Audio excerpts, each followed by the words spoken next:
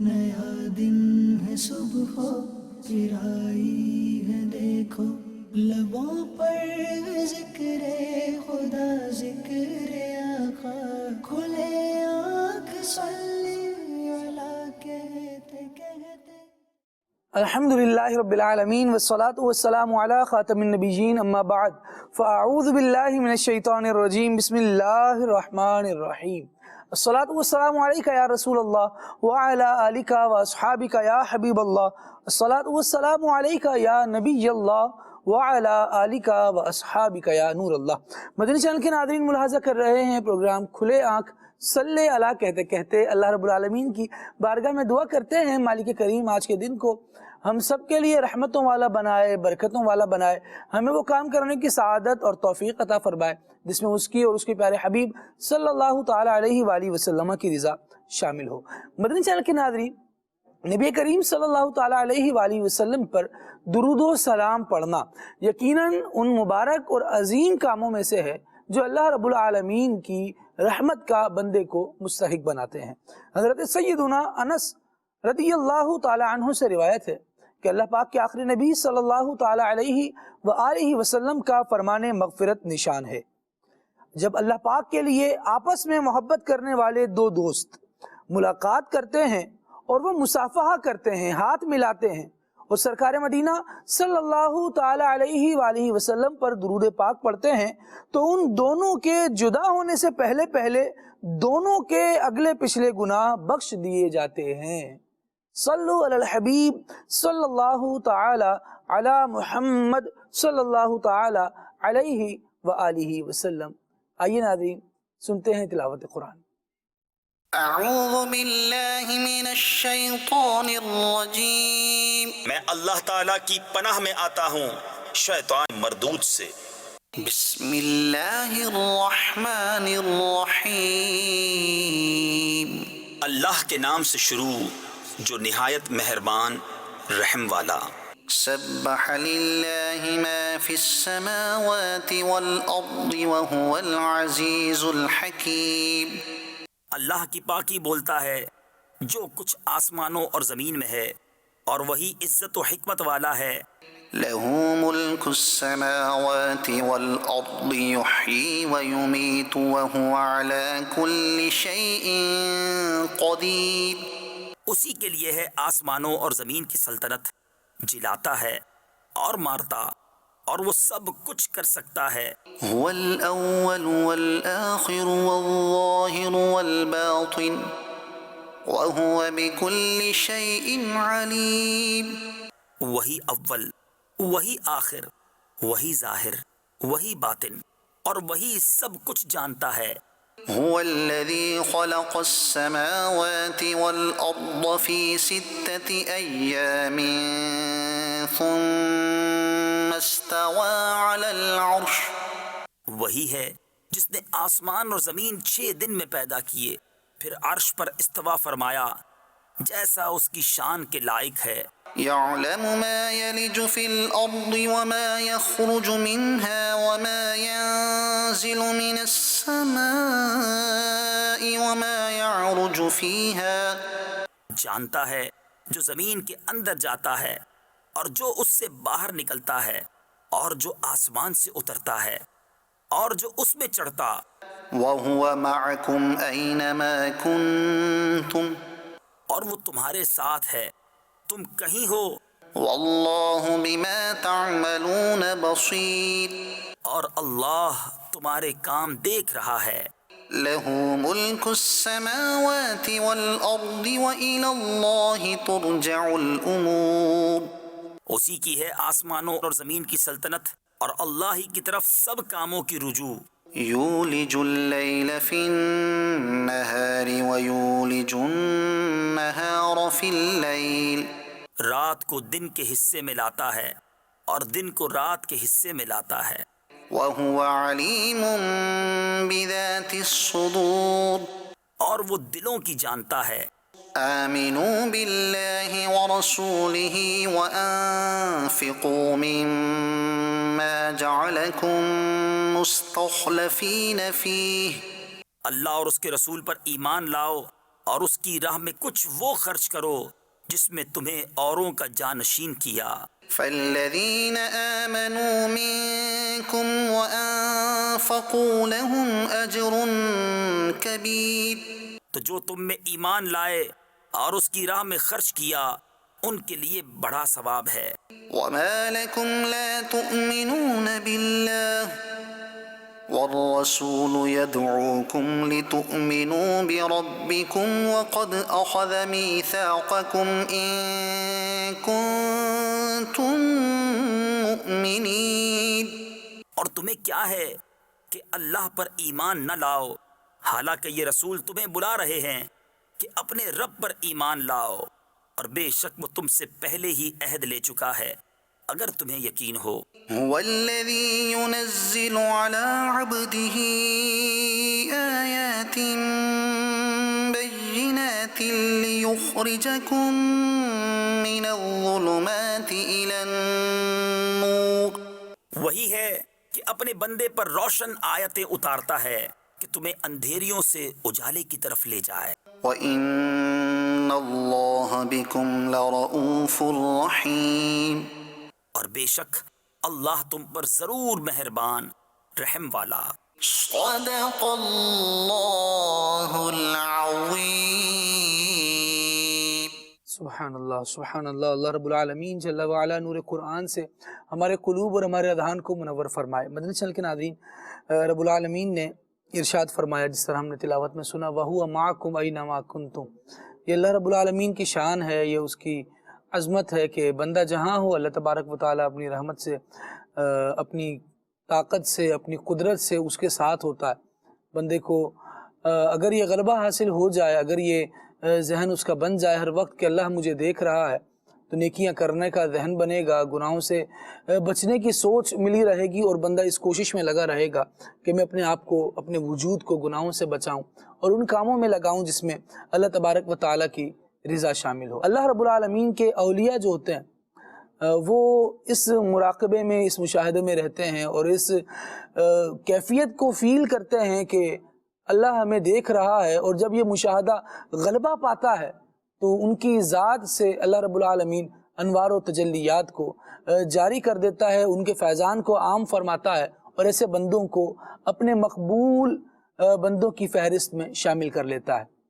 اللہ رب العالمین کے مقبول بندوں میں سے ایک زبردست ولی حضرت سیدنا خواجہ بہاء الدین نقشبند رحمۃ اللہ تعالی علیہ، آج ان کی سیرت کو ہم موضوع سخن بنائیں گے، اور انشاءاللہ آپ کی سیرت سے مدنی پھول حاصل کریں گے، انداز زندگی جاننے کی کوشش کریں گے، اور دیکھیں گے کہ اللہ رب العالمین نے جنہیں اپنا بنایا، جن کی ولایت کا شہرہ عام کیا، ان کی طرز زندگی پر ہم کس طرح اپنے آپ کو ڈھال سکتے ہیں، ان کی زندگی سے، ان کی سیرت سے، ان کے کردار سے کس انداز سے ہم روشنی لے سکتے ہیں، اور اپنے آپ کو اللہ نے چاہا تو ہم مائل کریں گے کہ ہم بھی اللہ رب العالمین کی فرما برداری کرتے ہوئے زندگی گزاریں۔ اللہ رب العالمین کے نیک بندوں کی سیرت، ان کے اوصاف، ان کے اخلاق، ان کے کردار اور ان کی تعلیمات کو انشاءاللہ کوشش کریں گے آج ہم جانیں، سیکھیں، سمجھیں، اور پھر یہ بھی نیت کر لیں کہ انشاءاللہ جو سیکھیں گے اس کے مطابق عمل کرتے ہوئے اپنی زندگی کو بسر کریں گے۔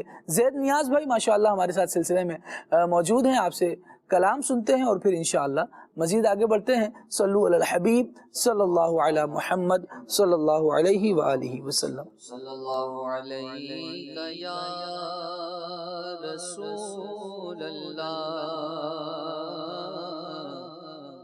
وسلم علیک یا حبیب اللہ صلی اللہ علیک یا رسول اللہ وسلم علیک یا حبیب اللہ۔ عظیم فیض ہے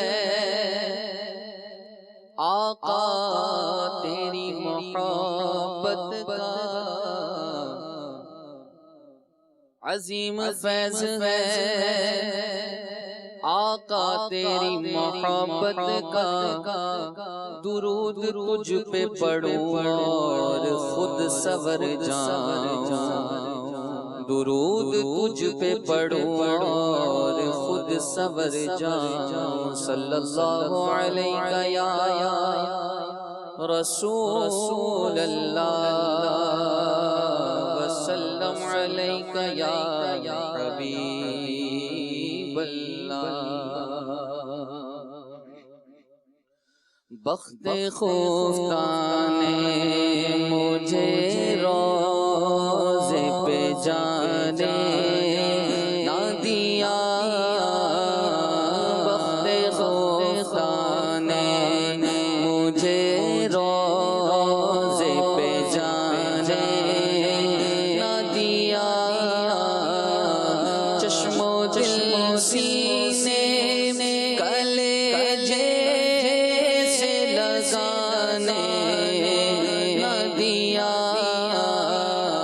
بخت خفتہ نے مجھے روزے پہ جانے نہ دیا بخت خفتہ نے مجھے روزے پہ جانے نہ دیا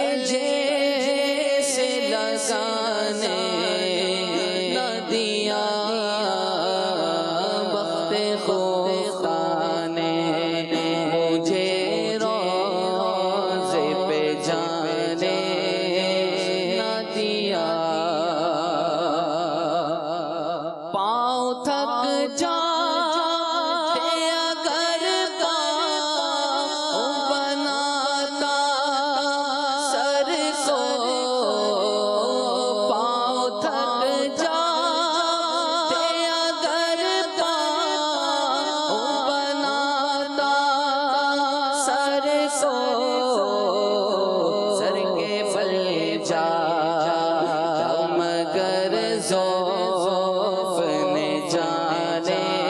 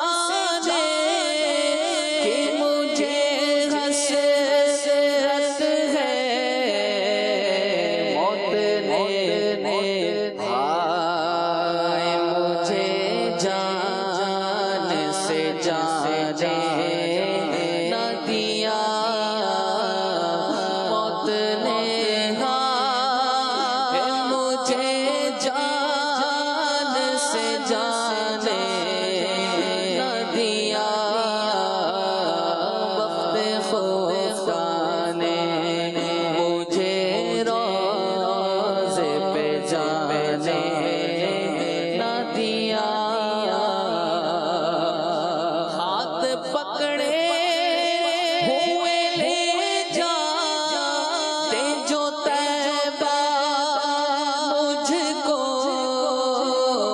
ہاتھ پکڑے، ہوئے لے جاتے جو طیبہ مجھ کو ساتھ اتنا ہی تو میرے رفقا نے نہ دیا،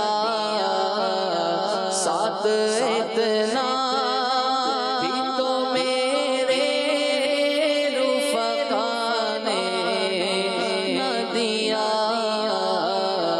وقت خوفا نے مجھے روضے پہ جانے نہ دیا،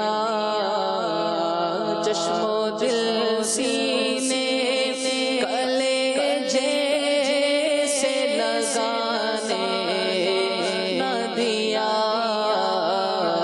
وقت خوفا نے مجھے روضے پہ جانے نہ دیا،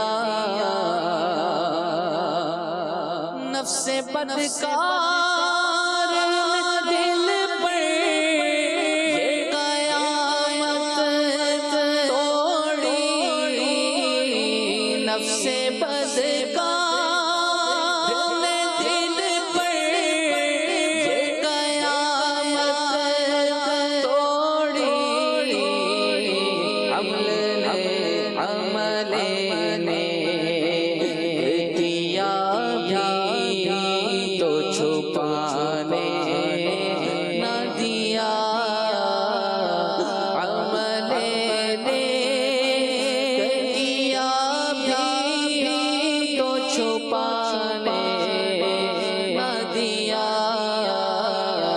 وقت خوفا نے مجھے روضے پہ جانے نہ دیا،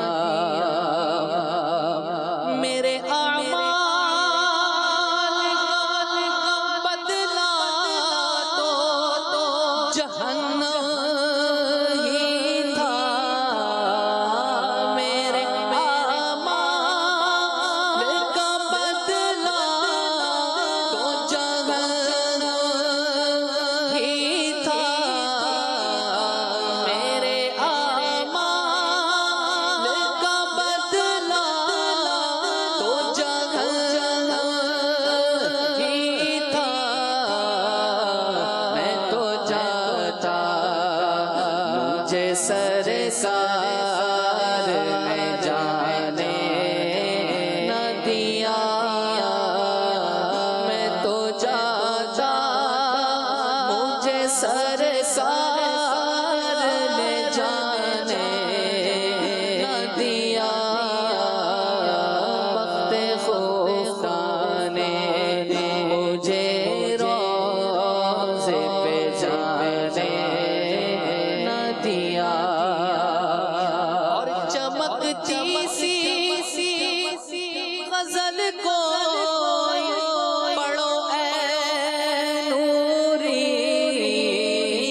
اور چمکتی سی غزل اور پڑھو اے نوری، اور چمکتی سی غزل کو پڑھو اے نوری، رنگ اپنا ابھی جمنے شعراء نے نہ دیا،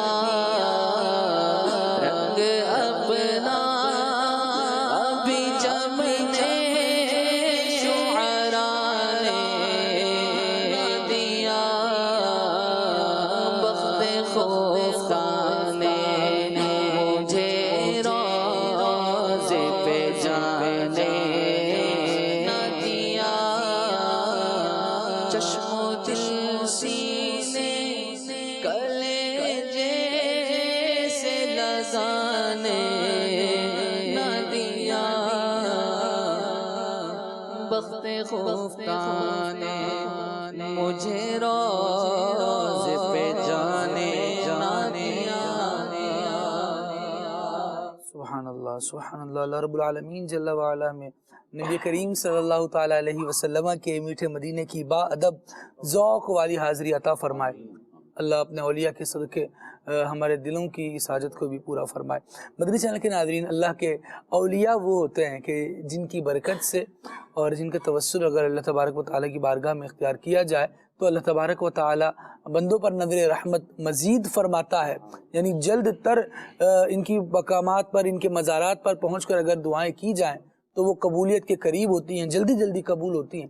دعا یقیناً بندہ اللہ تبارک و تعالیٰ ہی سے کرتا ہے، اور اللہ تبارک و تعالیٰ کے محبوب بندوں کو وسیلہ بناتا ہے وہ جگہیں جہاں اللہ تبارک و تعالیٰ نے اپنی رحمت کا ظہور فرمایا ہو، وہاں جا کر اللہ رب العالمین جل وعلا کو پکارا جائے تو اللہ تبارک و تعالیٰ جلد بندوں کو عطا کرتا ہے۔ اس کی مثال قرآن مجید میں موجود ہے کہ جب محراب مریم میں حضرت زکریا علیہ السلام نے اللہ رب العالمین کی بارگاہ میں دعا کی تو اللہ رب العالمین ارشاد فرماتا ہے ہنالک دعا زکریا ربہ، جہاں مریم کو پھل ملا کرتے تھے بے موسم کے، اور اللہ رب العالمین کی نعمتوں کا اور اس کی رحمتوں کا ظہور ہوا کرتا تھا، وہاں اللہ رب العالمین کے جب اس نبی نے حضرت زکریا علیہ السلام نے دیکھا تو اس عمل کو اختیار کیا اور پھر وہاں دعا کی۔ پھر قرآن مجید اس واقعے کو بڑی تفصیل سے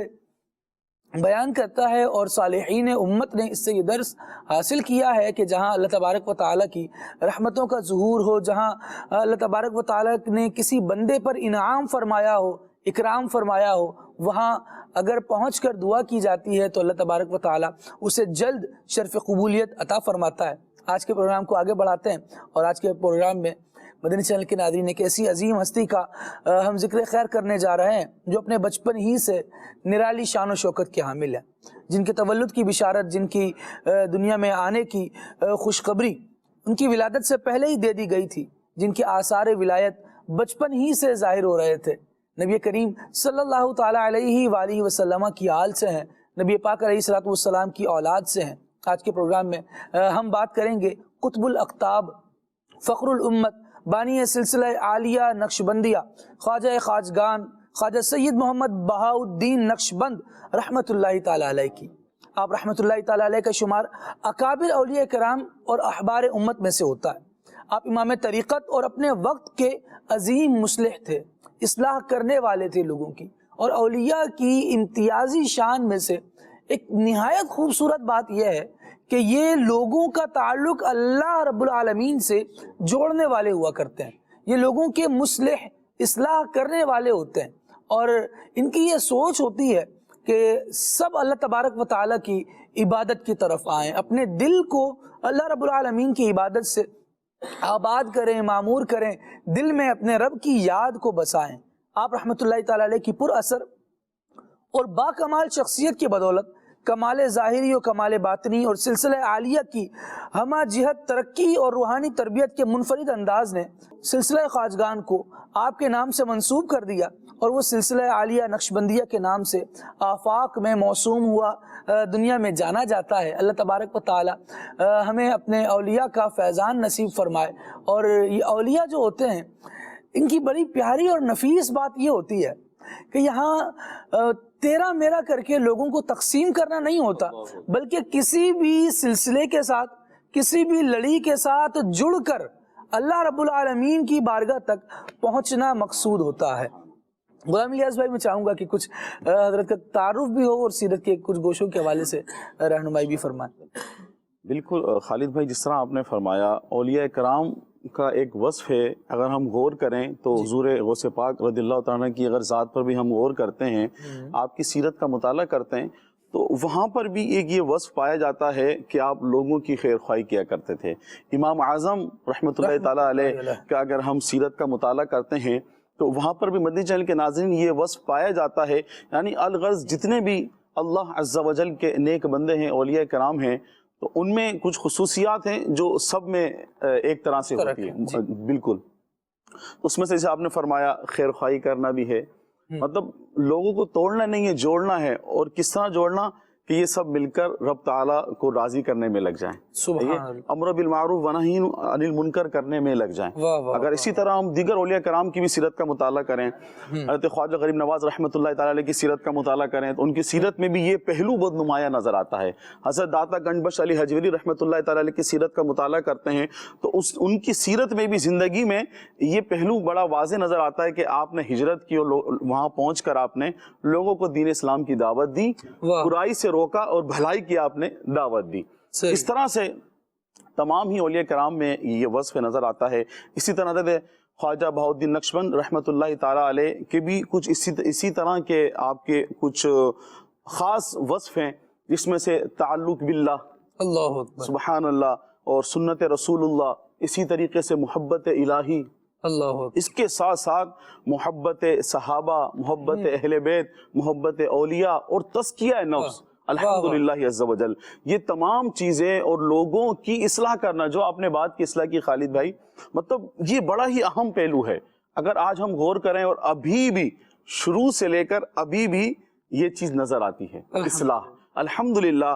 یہ تمام چیزیں کہ لوگوں کی اصلاح کرنا معاشرتی حوالے سے، اخروی حوالے سے، یہ اس سلسلے میں پہلے سے ہی موجود تھی، لیکن الحمدللہ عز و جل خواجہ بہاؤالدین نقشبند رحمۃ اللہ تعالیٰ علیہ نے ان تمام کاموں میں اور پختگی حاصل کی، الحمدللہ عز و جل۔ اور اگر یہ چیز ہم دیکھیں، اس وقت بھی دیکھیں خالد بھائی، الحمدللہ شیخ طریقت امیر اہل سنت نے جو دعوت اسلامی کو مقصد دیا وہ بھی یہی ہے کہ مجھے اپنی اور ساری دنیا کے لوگوں کی اصلاح کی کوشش کرنی ہے، انشاءاللہ، الحمدللہ عز و جل۔ غور کریں تو دعوت اسلامی بھی اولیاء کرام کے جو مقاصد تھے، جس طرح وہ لوگوں کی خیرخواہی کیا کرتے تھے، لوگوں کو بھلائی کی دعوت دیا کرتے تھے، دنیاوی حوالے سے، اخروی حوالے سے جس طرح وہ کام کیا کرتے تھے، آپ کی پیاری دعوت اسلامی بھی اسی پر چل رہی ہے، الحمدللہ عز و جل۔ اس کے ساتھ ساتھ الحمدللہ آپ کا جو ایک ذوق تھا، اس کے ساتھ ساتھ یہ بھی تھا کہ جو آپ کے دور کے بڑے بڑے حکمران تھے، آپ نے ان سے دیگر کاموں کے ساتھ ساتھ، یعنی جو قوم تھی ان کی فلاح و بہبود کے ساتھ ساتھ آپ نے قرآن و سنت کی ترویج کا بڑا کام کیا، الحمدللہ عز و جل۔ یعنی آپ نے ان سے، جو آپ کے دور کے حکمران تھے، ان سے ترویج کے لیے، قرآن و سنت کی ترویج کا بھی آپ نے ان سے ایک بڑا کام لیا۔ اور ہم اگر اس بات پر جو وقت کے ایسے افراد موجود ہیں جو اثر و رسوخ رکھتے ہیں، انہیں اس بات پر آمادہ کر لینا، انہیں اس بات پر تیار کر لینا کہ آپ خدمت دین کے لیے آئیں، خدمت دین کے لیے آگے بڑھیں، درس گاہیں تعمیر کروائیں، یا جو درس گاہیں چل رہی ہیں ان کے نظم و نسق میں، ان کے چلانے میں آسانی ہو۔ یعنی ایک گاڑی تو ہمارے پاس ہوتی ہے، لیکن یہ چلتی رہے اس کے لیے فیول چاہیے ہوتا ہے، اور وہ بار بار چاہیے ہوتا ہے۔ ان کا ایک فیضان یہ بھی ہے کہ عمائدین کو اور رؤسائے وقت کو اس بات پر راضی کیا کہ یہ تبلیغ قرآن و سنت کے حوالے سے کچھ اپنی خدمات انجام دیں۔ جی ہاں بالکل، اور یہ مطلب تبلیغ کے ساتھ ساتھ یہ دیگر جو جو عوام تھی، ان کے جو فلاح بہبود کے کام تھے، اس کے اندر بھی یہ بڑھ چڑھ کر الحمدللہ حصہ ملاتے تھے۔ اور یہی وجہ تھی کہ لوگ در جوق ان کے حلقہ ارادت میں شامل الحمدللہ ہوا کرتے تھے۔ یعنی مطلب اگر وہ پہلے گناہ کرتے تھے تو ان کی بارگاہ میں حاضر ہو کر توبہ کر لیا کرتے تھے، اسی طرح جو کفار تھے وہ اسلام قبول کر لیا کرتے تھے، الحمدللہ عز و جل۔ ان نفوس قدسیہ کی وجہ سے الحمدللہ دین اسلام پھیلا اللہ کی رحمت سے۔ یہ بڑے خاص ایک وصف ہے۔ اور اگر ہم غور کریں خالد بھائی، یہ تقریباً اولیاء کرام میں اس طرح کی چیزیں، اس طرح کے وصف پائے جاتے ہیں کہ آپ جو ہے نا وہ اصلاح بھی کرتے ہیں لوگوں کی، بھئی یہ کام برا ہے اس کو چھوڑ دیں، اور یہ کرنا چاہیے، یہ نہیں کرنا چاہیے۔ اس کے ساتھ ساتھ عوام کی فلاح بہبود کے لیے بھی اولیاء کرام بڑھ چڑھ کر الحمدللہ کام کرتے ہیں، اللہ کی رحمت سے۔ سبحان اللہ، اللہ کریم ہمیں بھی یہ وصف اختیار کرنے کی توفیق عطا فرمائے۔ آمین آمین۔ مدنی چینل کے ناظرین، ابھی قرآن مجید کا مطالعہ کیا جائے اور اہل اللہ کی باتوں کو پڑھا جائے تو اندازہ یہ ہوتا ہے کہ خدمت دین یہ بندہ مومن کی زندگی کا نمایاں ترین وصف ہونا چاہیے۔ خدمت دین صرف عمارتیں بنانے کا نام نہیں ہے، خدمت دین لوگوں کو اللہ تبارک و تعالیٰ سے جوڑنے کا نام بھی ہے۔ دیکھیے قرآن مجید میں رب العالمین نے مومنوں کے اوصاف بیان فرمائے، ارشاد فرمایا والمؤمنون والمؤمنات بعضهم اولیاء بعض۔ مومنوں کی شان یہ ہے کہ یہ آپس میں ایک دوسرے کے دوست ہوا کرتے ہیں۔ کام کیا کرتے ہیں، طرز زندگی کیا ہوتا ہے، ارشاد فرمایا یأمرون بالمعروف وینہون عن المنکر ویقیمون الصلاۃ ویؤتون الزکاۃ. ان کا کام یہ ہوتا ہے کہ یہ نیکی کی دعوت دینے والے ہوتے ہیں، بھلائیوں کی طرف بلانے والے ہوتے ہیں، برائیوں سے روکنے والے ہوتے ہیں.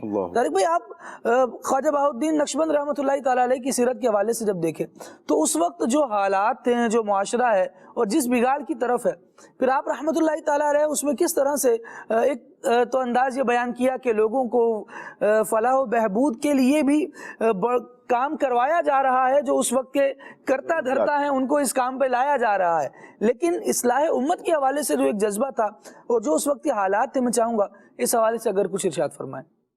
بات کی جائے اولیاء کرام کی، اللہ والوں کی، تو ایک وصف نمایاں اور مشترک جو نظر آتا ہے، جس پر گفتگو بھی ہوئی، کہ یہ اللہ کے بندوں کا تعلق جو ہے نا، یہ اللہ سے جوڑتے ہیں.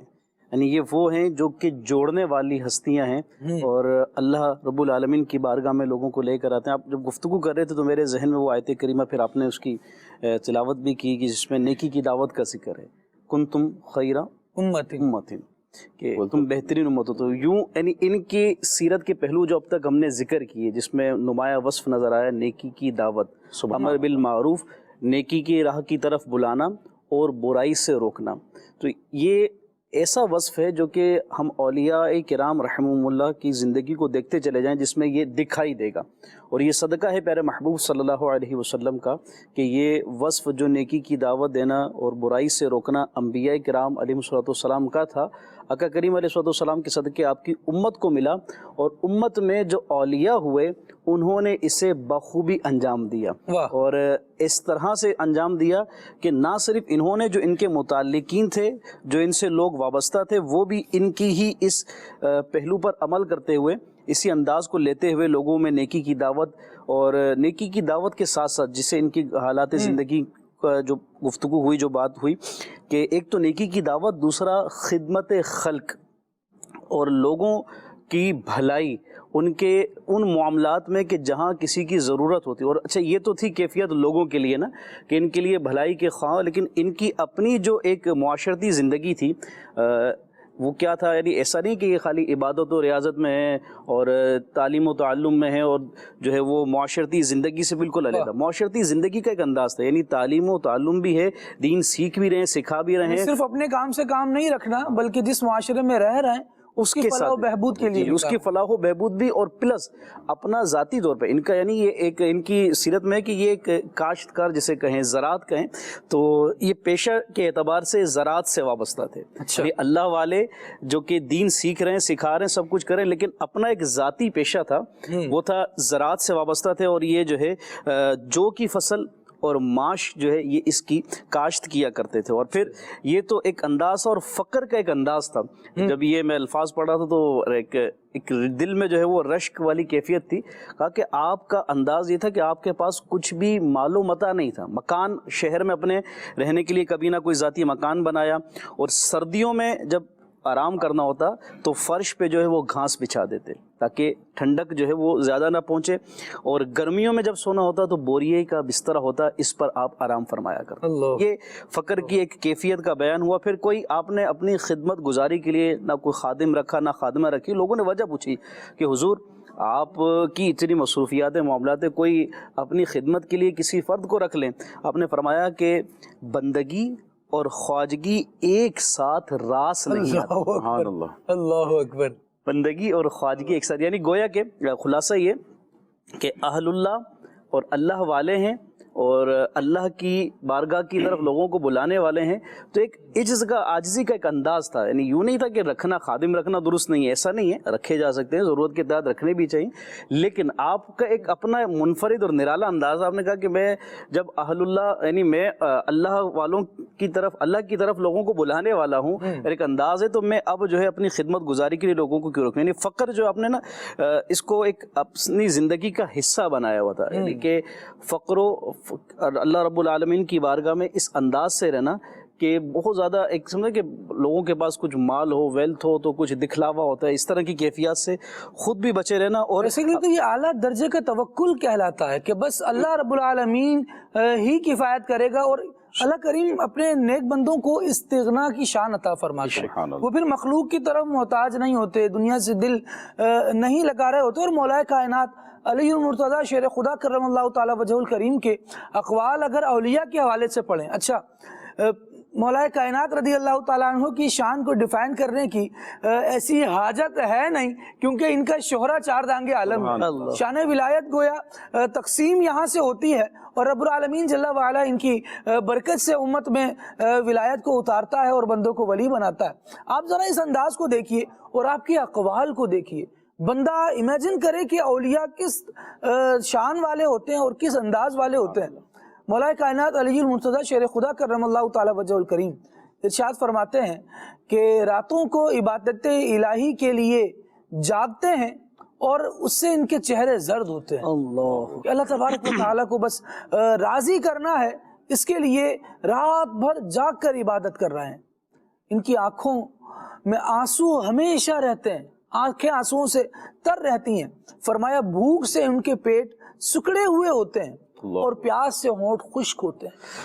یہ اولیاء کی علامات مولا کائنات رضی اللہ تعالی عنہ نے بیان کی، اور اسی سے صوفیہ ایک سبق یہ بھی لیتے ہیں نبی کریم علیہ السلام کی سیرت اور آپ کے فرامین بھی اور مولا کائنات رضی اللہ تعالی عنہ کی یہ بیان کردہ علامات اگر ان کو دیکھا جائے تو اولیاء تین چیزیں بڑی بنیادی طور پر اسباق تصوف کے اعتبار سے بیان کرتے ہیں، یا درجات تصوف کے اعتبار سے بیان کرتے ہیں. اس میں تقلیل کلام ہے، تقلیل منام ہے، تقلیل طعام ہے. اللہ اکبر. کم گفتگو کرنا ہے، کم سونا ہے اور کم کھانا ہے. جب یہ اوصاف نصیب ہو جاتے ہیں تو پھر اللہ تبارک و تعالی دل پر حکمت کے دروازے کھول دیتا ہے. پھر بندہ کلام کم کرتا ہے محروز بھائی، لیکن اس کے کم کلام میں بھی ایسی چاشنی ہوتی ہے اور اللہ تبارک و تعالیٰ کی طرف بلانے کا ایک ایسا درد ہوتا ہے جس کو جب جیسے ہی یہ بیان کرتے ہیں تو لوگوں کے دل اللہ رب العالمین کی بارگاہ کی طرف مائل ہونے لگتے ہیں اور عبادت خداوندی کی طرف کھینچے چلے آتے ہیں. کیا کہیں گے خالد بھائی؟ اللہ تعالیٰ نے اپنے بندوں میں مختلف بندوں کو مختلف مدارج عطا فرمائے ہیں، ایسے ہی، اور ہر شخص کی صلاحیتیں اور کام بھی بڑے مختلف ہیں. یہ اللہ والوں کی شان تو یہ ہے نا جو حدیث پاک میں آیا کہ جب تم انہیں دیکھو تو تمہیں خدا یاد آ جائے. اور پھر انہوں نے ساری زندگی مخالفت نفس کی ہوتی ہے، یعنی خواہشات کے خلاف چلے ہوتے ہیں، اور خلاف چلنے کی وجہ اللہ تعالیٰ سے ان کی محبت ہے کہ اللہ سے کیونکہ محبت کرتے ہیں، اور نفس جو ہے وہ جو حکم دیتا ہے، نفس جن کاموں کا مشورہ دیتا ہے وہ اگرچہ گناہ نہ بھی ہوں تو کہیں نہ کہیں کسی نہ کسی درجے میں وہ خدا سے دور لے کے جا رہے ہوتے ہیں. ایک تفصیلی غافل کرنے والے ہوتے ہیں. ہاں، یہ الگ ہے، یہ تقوی پرہیزگاری کے اس لیول پر ہوتے ہیں، اور پھر ان کی صورت اور ان کی سیرت لوگوں کو اللہ کی طرف لے کر آتی ہے. یہ اللہ تعالیٰ سے لوگوں کا تعلق بناتے ہیں. جو بندے اللہ سے دور جا رہے ہوتے ہیں یہ قریب لے کر آتے ہیں. آپ کو تجربہ ہوگا زندگی میں کہ کسی بھی نئی جگہ اگر آپ کھانا کھانے جائیں، کھانا وزٹ کریں، یا کوئی نئی خوشبو استعمال کرنا چاہیں، آپ کوئی بھی ایسی چیز جو آپ نے پہلے استعمال نہ کی ہو، تو آپ کو شک شبہ تشویش رہتی ہے کہ پتہ نہیں صحیح ہوگی کہ نہیں ہوگی، رزلٹ کیا آئے گا کیا نہیں آئے گا. اولیاء کرام کو اگر ہم دیکھیں تو خالد بھائی انہوں نے نا اللہ تعالیٰ کی فرما برداری کرنے کے بعد جو انعامات پائے نا، انعامات پائے، لوگوں کو اس بات پر برانگیختہ کیا کہ دیکھو ہم نے اس طریقے سے زندگی گزاری ہے. گویا کہ یہ انہوں نے زبان سے نہیں کہا، زبان سے نہیں کہا کہ دیکھو ہم یوں زندگی گزار رہے ہیں تم بھی یوں گزارو، نہیں. ان کی پریکٹیکل لائف ایسی تھی اور اس کے نتائج ایسے تھے. دو چیزیں نا، ایک ہے زبان سے دعویٰ غلام ریاض بھائی، اور ایک ہے پریکٹیکل کہ کوئی شخص کسی راہ پہ چلا ہے اور پھر کامیابی کی اعلیٰ منزل پر پہنچ گیا ہے. اخروی لحاظ سے جو ہونا ہے وہ تو ہونا ہے، لیکن دنیا میں بھی اگر ہم دیکھیں تو بڑے بڑے بادشاہ اور بڑے بڑے سورما، بڑے بڑے صاحب منصب اور بڑے بڑے طاقتور لوگ زندگی کے کسی نہ کسی نہج پر آ کر وہ ان کے قدموں میں آئے ہیں. تاریخ اٹھا کر دیکھ لیں، یہ میری اور آپ کی اور یہ صرف خواجہ بہاؤالدین نقشبند رحمۃ اللہ تعالی علیہ کی بات نہیں کر رہے ہم، یہ تمام ہی اولیاء کرام کو. اور اس کا جواب بڑا اچھا دیا فیضان مزارات اولیاء میں. ایک بات لکھی ہوئی ہے کہ ان کو یہ مقام و منصب حاصل کیسے ہوا. اللہ. تو وہ ایسے حاصل ہوا، فرمایا کہ انہوں نے کیونکہ اللہ کے لیے ساری کائنات سے روگردانی کی، انہوں نے اللہ کے لیے اپنے نفس کی مخالفت کی، اور انہوں نے اللہ کے لیے وہ کام کیے جو نفس پہ دشوار تھے، تو اللہ تعالی نے ساری کائنات کو ان کے قدموں میں لا کے رکھ دیا. ویسے بھی ساری کائنات انسان کے لیے بنائی گئی ہے، لیکن انسان اپنے آپ کو اس کا اہل ثابت کرے، تو ان اللہ والوں نے شرف انسانیت کی لاج رکھی. اچھا، اسی طریقے سے معاشرتی اعتبار سے بھی اس طریقے کے پہلو پائے جاتے ہیں بعض چیزوں میں، کہ بعض افراد اگر آ گئے تو وہ سب کی نمائندگی ہو گئی. ایسی بہت ساری مثالیں ہیں. تو ان اللہ والوں نے اللہ کی فرما برداری کر کے وہ جو شرف انسانیت کا تاج تھا اس کی لاج رکھی، کہ دیکھو بندگی یہ ہے اور بندہ یہ ہوتا ہے. تو پھر جب ان کو دیکھا تو دوسرے لوگ بھی مائل ہو گئے. جیسے آپ مجھ سے کہ مہروز بھائی یہ چیز استعمال کریں، بہت اچھی ہے، میں نے استعمال کی ہے، تو میں آپ پہ اعتماد کرتے ہوئے وہ استعمال کر لوں. غلام الیاس بھائی کہیں کہ مہروز بھائی چشمہ جہاں سے میں نے بنوایا ہے، میں پہنا ہوا ہوں، تو یہ بہت اچھا بناتے ہیں، بالکل صحیح نظر کا چشمہ بناتے ہیں. میں کہوں گا مجھے بھی بتاؤ، مجھے بھی بنوانا ہے، تو میں اعتماد کرتے ہوئے وہاں چلا جاؤں گا. تو اولیاء کرام نے اپنی زندگیاں ایسے گزاری، شریعت پہ ایسے چلے ہیں اللہ اکبر کہ دوسروں کو اس سے ترغیب ملی ہے.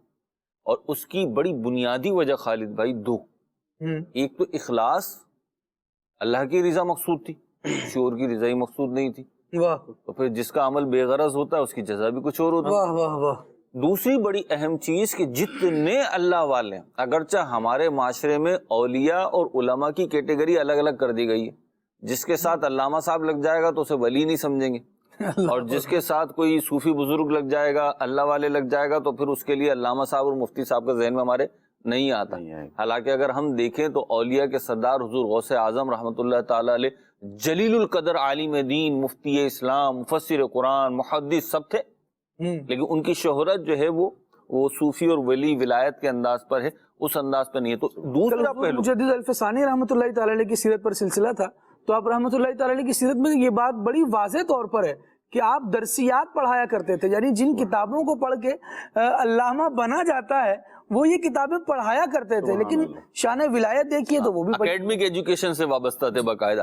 تو آپ دیکھیے دوسری چیز جو اولیاء کرام میں ملے گی، اور مدنی چینل کے ناظرین یہ میں سمجھتا ہوں بڑی اہم بات ہے، وہ یہ ہے کہ یہ سارے علم دین سے متصف تھے. ایسا ہی انہوں نے جب کسی نیکی کو اختیار کیا تو محض اس لیے اختیار نہیں کیا کیونکہ ہم نیکی سمجھ رہے، ہمیں اچھا لگ رہا ہے، ہمیں لگتا ہے کہ اس سے قرب الہی ملے گا، نہیں، بلکہ شریعت کا حکم تھا، قرآن و حدیث سے ثابت تھا، تو انہوں نے اس راہ کو اختیار کیا.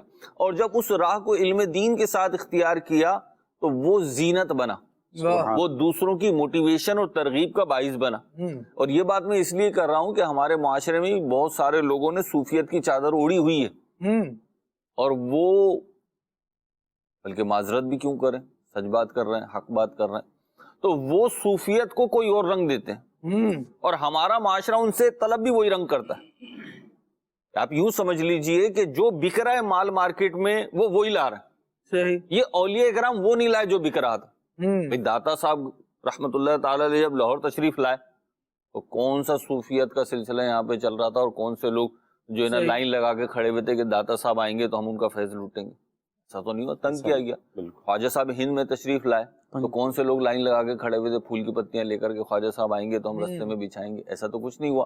حضرت خواجہ بہاؤالدین نقشبندی رحمۃ اللہ تعالی علیہ کو اگر ہم دیکھیں، سرخیل یہاں سلسلہ نقشبندیہ کے، اور حضرت ابو بکر صدیق رضی اللہ تعالیٰ عنہ کا فیض یافتہ سلسلہ ہے یہ. تو اگر ان کو آپ دیکھیں تو بخارا اس وقت موجودہ ازبکستان میں، اور ان کی شہرت آج یہاں پر ہے، ان کا فیضان آج پاک بر صغیر میں ہے، پوری دنیا میں اللہ کی رحمت سے. تو اگر آپ ان افراد کو ہم دیکھیں تو ان کی سیرت میں ترغیب پائی جاتی ہے. اور بڑی بنیادی بات دین اسلام کی کہ دین اسلام پہ جب آپ عمل کرو تو اب یہ دین اسلام پہ جب عمل کرو تو ایسے کرو کہ دوسروں کی ترغیب کا باعث بنے. صحیح. دوسرے تمہیں دیکھ کے اسلام قبول کریں. واہ. آپ مسلمان تاجروں کی کیفیات اٹھائیے. ہم تو خواجہ بہاؤالدین نقشبند رحمۃ اللہ تعالی علیہ کی بات کرنے بیٹھے نا, یہ تو صوفی بزرگ اللہ والے ہیں تاریخ دنیا. لیکن اگر مسلمان تاجروں کی بات کرے طارق بھائی, تو مسلمان تاجروں نے کیا کیا تھا کہیں پر بھی جا کر, صحابہ سے لے کر اور پھر آخر تک دیکھیں مسلمان تاجروں کی وجہ سے جو اسلام پھیلا, تو کیا وہ اپنی پروڈکٹ کے ساتھ قرآن پاک بھی دیتے تھے؟ کردار. بتائیے, کیا وہ کھجوریں بیچتے تھے, کھجور کے ساتھ کوئی رسالہ دیتے تھے کہ مسلمان ہو جا؟ ایسا تو نہیں تھا. جو بھی کام تھا ان کا تو ان کا کردار تھا, کردار کی عظمت تھی. اور کردار کی عظمت ایسی ہوتی ہے کہ اس کی چھاپ مٹتی نہیں. بالکل. کیا بات. تو اولیاء کرام نے معاشرے پہ یہ چھاپ ڈالی. آج جو ہم دیکھتے ہیں کراچی سے لے کر آپ خیبر تک چلے جائیے, بلکہ پاکستان سے لے کر آپ جناب ازبکستان اور کسی بھی ملک تک چلے جائیے, تو آج مزارات اولیاء دکھتے ہیں. الحمدللہ. آج وہ اپنی قبروں میں آرام فرما ہے. لیکن آپ دیکھیے آج مسلمان ان کا احترام کتنا کرتے ہیں, ان کے مزارات کی عظمت کیسی ہے. واہ. ان کے مزار کے ساتھ کیا چیز بنتی ہے؟ مسجد بنتی ہے. مسجد ان کے مزار کے ساتھ کیا ہوتا ہے؟ تلاوت قرآن ہوتی ہے. سبحان اللہ. ان کے مزار کے ساتھ کیا ہوتا ہے؟ درود و سلام کی صدائیں ہوتی ہیں. ان کے مزار کے ساتھ کیا ہوتا ہے؟ ان کی بارگاہ میں پہنچنے کے بعد بندہ کیا کہہ رہا ہوتا ہے, کیا کیفیات ہوتی ہیں؟ مولا کریم ان کی برکت سے دعا قبول کرا دے, یا اللہ ہمیں بھی ان جیسا بنا دے, ان کا فیضان عطا فرما دے, ہمارے ان کا صدقہ مل جائے. صدقہ فرما دے. کیا بات. آپ دیکھیں انہوں نے کنیکٹیوٹی پیدا کی ہے, اور یہ بڑی اہم بات ہے. ہم معاشرے میں دیکھتے ہیں بعض اوقات خالد بھائی, اگرچہ وہ افراد کم ہوتے ہیں, لیکن ہمیشہ جو بری چیزیں ہوتی ہیں وہ زیادہ ہائی لائٹ ہوتی ہیں, کہ وہ صوفیت کا لبادہ اوڑھ کر اور طریقت کا لبادہ اوڑھ کر جو کام کر رہے ہوتے ہیں, وہ شریعت و طریقت نہیں ہے. وہ تو صوفی ہی نہیں ہے. وہ صوفی نہیں ہے وہ. اصل میں لبادہ اوڑھنا اور ہے, یعنی دیکھا جاتا ہے اب تو روڈز پر چلتے پھرتے بھی نظر آتا ہے, کچھ لوگ ہوتے ہیں عجیب کارٹونک ڈریس پہن کر گھوم رہے ہوتے اس کے اندر انسان ہی ہے, لیکن اپنے آپ کو چھپایا ہوتا ہے اور ایک طرح کی اٹریکشن لے رہے ہوتے ہیں, کیونکہ بچوں کو مزہ آ رہا ہے. بچے ایک چیز ٹی وی اسکرین پر دیکھ رہے ہیں اور وہ کارٹونک ہے. جب وہ باہر نظر آنے لگتی ہے تو پھر چلتے پھرتے گاڑیوں میں بچے خوش ہوتے ہیں اور والدین ان کو پیسے دے رہے ہوتے ہیں. ان کا کام یہاں چل رہا ہے اور یہ نظام یوں چل رہا ہوتا ہے. اسی طرح یہ لبادہ بھی ایک ایسا ہے کہ لوگوں کے دل تو اولیاء کی طرف, صوفیہ کی طرف مہروز بھائی مائل ہیں. جی. تو صوفی بننا ہے مشکل, صوفی بن رہے, صوفی بننا ہے مشکل. راتوں کو جاگنا ہے, دنوں میں عبادت کرنی ہے. راتوں کو جاگ رہے تو وہ بھی عبادت کر رہے ہیں. کم کھانا ہے, کم بولنا ہے, یہ ساری چیزیں اپنانی ہے, یہ تو مشکل ہے. اگر ایسا کوئی کاسٹیوم مل جائے, اس کو اوڑھ کر, اس کو پہن کر بندہ اس ڈگر پر چلے, اور وہ جو ساری عقیدتیں اصل کے ساتھ وابستہ ہیں, نقل لباس پہن کر وہ ساری عقیدتیں مل جائیں, اور صرف بلکہ اصل والے تو کام بھی کر رہے تھے نا, نقل والے کا ایک کام یہ ہوتا ہے کہ اس نے کام نہیں کرنا ہوتا, یہ نام ہی کیش کروا رہا ہوتا. ہاں, شیر کا کاسٹیوم پہن کے بس سرکس میں ناچ سکتا ہے بندہ, جنگل میں نہیں جا سکتا. کیا بات, کیا بات. حضرت جنید بغدادی رحمۃ اللہ تعالی علیہ کے ایک مرید کے بارے میں آتا ہے نا, کہ اس نے سوچا کہ جناب مجھے تو مقام عالی شان مل گیا. بڑا مشہور واقعہ ہے, مجھے تو مقام عالی شان مل گیا, آنا چھوڑ دیا. حالانکہ مقام میں بھی خواب میں ہی پہنچا تھا. ہاں, خواب میں ہی پہنچا تھا, جاگتی آنکھوں سے خواب دیکھ رہا تھا. تو مقام مل گیا, آنا چھوڑ دیا. لیکن دیکھیں اللہ والوں سے وابستگی کے فائدے کیا ہوتے ہیں, یہ دیکھیں آپ, دو پہلو ہیں اس کے. ایک تو اس شخص کا پہلو ہے, دوسرا آپ یہ دیکھیں اللہ والوں سے تعلق کا فائدہ کیا ہوتا ہے. وہ تو اچھا نہیں ثابت ہوا نا. صحیح. اگر اسے فرسٹ اٹیمپٹ میں دیکھیں تو وہ اچھا ثابت نہیں ہوا, کہ وہ دھوکہ ہوا اسے, اس نے اپنی ذات کو بھی دھوکہ دیا, اور جس فرد سے, جس شیخ سے وابستہ تھا اسے بھی دھوکہ دینے کی کوشش کی. یہ الگ بات ہے کہ وہ دھوکے میں آئے نہیں, اتقوا فراست المومنین کے تحت. تو جنید بغدادی کے مرید نے یہی گمان کیا تھا کہ میں کمال کو پہنچ گیا ہوں اور میں تو جنت کی سیر کرتا ہوں. تو جب آپ نے پوچھا تو فرمایا کہ اب جب جنت میں جاؤ تو لا حول شریف پڑھنا, لا حول ولا قوت الا باللہ العلی العظیم, یہ لا حول شریف پڑھنا. تو خیر وہ پھر وہی معاملہ ہوا, خواب میں پہنچا جنت میں. اب دیکھیں اللہ والوں کی جب نظر کرم ہوتی ہے نا, تو بندے کو کیچڑ سے نکال کے دھو دیتے ہیں. تو پہنچا جنت میں, اب ماں اسے یاد آ گیا, ایک دم خواب میں یاد آ گیا کہ لا حول شریف پڑھنی ہے. تو اس نے لا حول شریف جیسے ہی پڑھی تو دیکھا کہ وہ تو گندگی میں کھڑا ہوا ہے, گندگی میں پڑا ہوا ہے. تو نسبت ہوتی ہے نا تو توبہ کی توفیق بھی مل جاتی ہے. کیا بات. تو اسے فوراً جو ہے نا توبہ کی توفیق بھی ملی, حضرت کی بارگاہ میں آ گیا, رجوع کر لیا. تو ہم دیکھتے ہیں خالد بھائی، یہ جو آپ بات فرما رہے تھے کہ یوں یوں یوں کر لو، تو یوں یوں کر کے بہت ساری چیزیں مل جاتی ہیں، شعبدے بازیاں بہت مل جاتی ہیں۔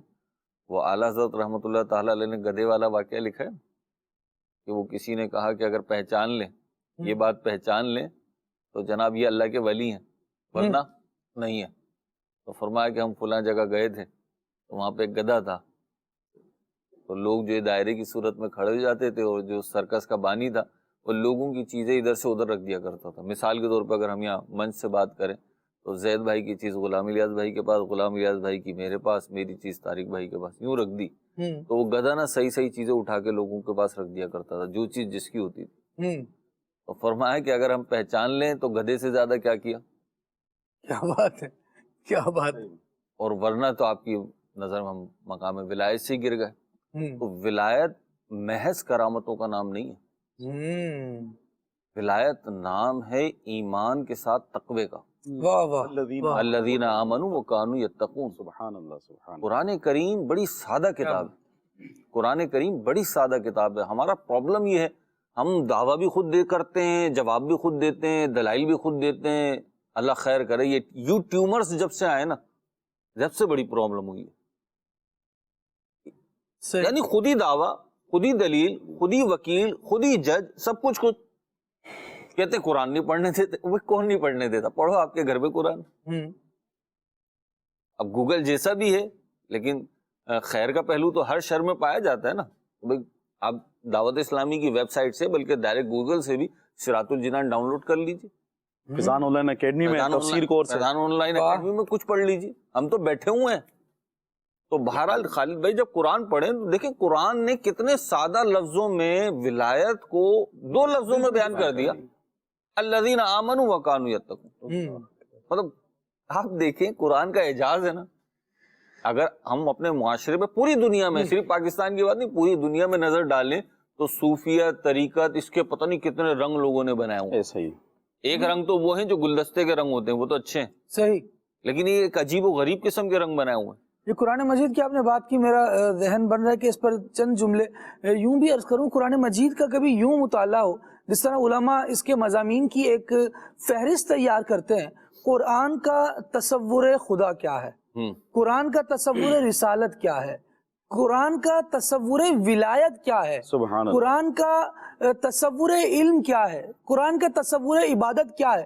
یعنی ایک ایک موضوع پر متعدد آیات آتی چلی جائیں گی اور انسان کو مکمل رہنمائی مل جائے گی اس ٹاپک کے حوالے سے کہ یہ ٹاپک ہمیں کیا کہہ رہا ہے۔ اب ولایت ہی کو لے لیجئے تو قرآن مجید جب اس کی تفاصیل کو بیان کرتا ہے تو صرف یہ بیان نہیں کر دیتا کہ اولیاء کا مرتبہ بہت اعلیٰ ہے اور یہ اللہ کے بہت قریب ہے۔ سبحان اللہ، کیوں قریب ہیں؟ اولیاء ہوتے کون ہیں؟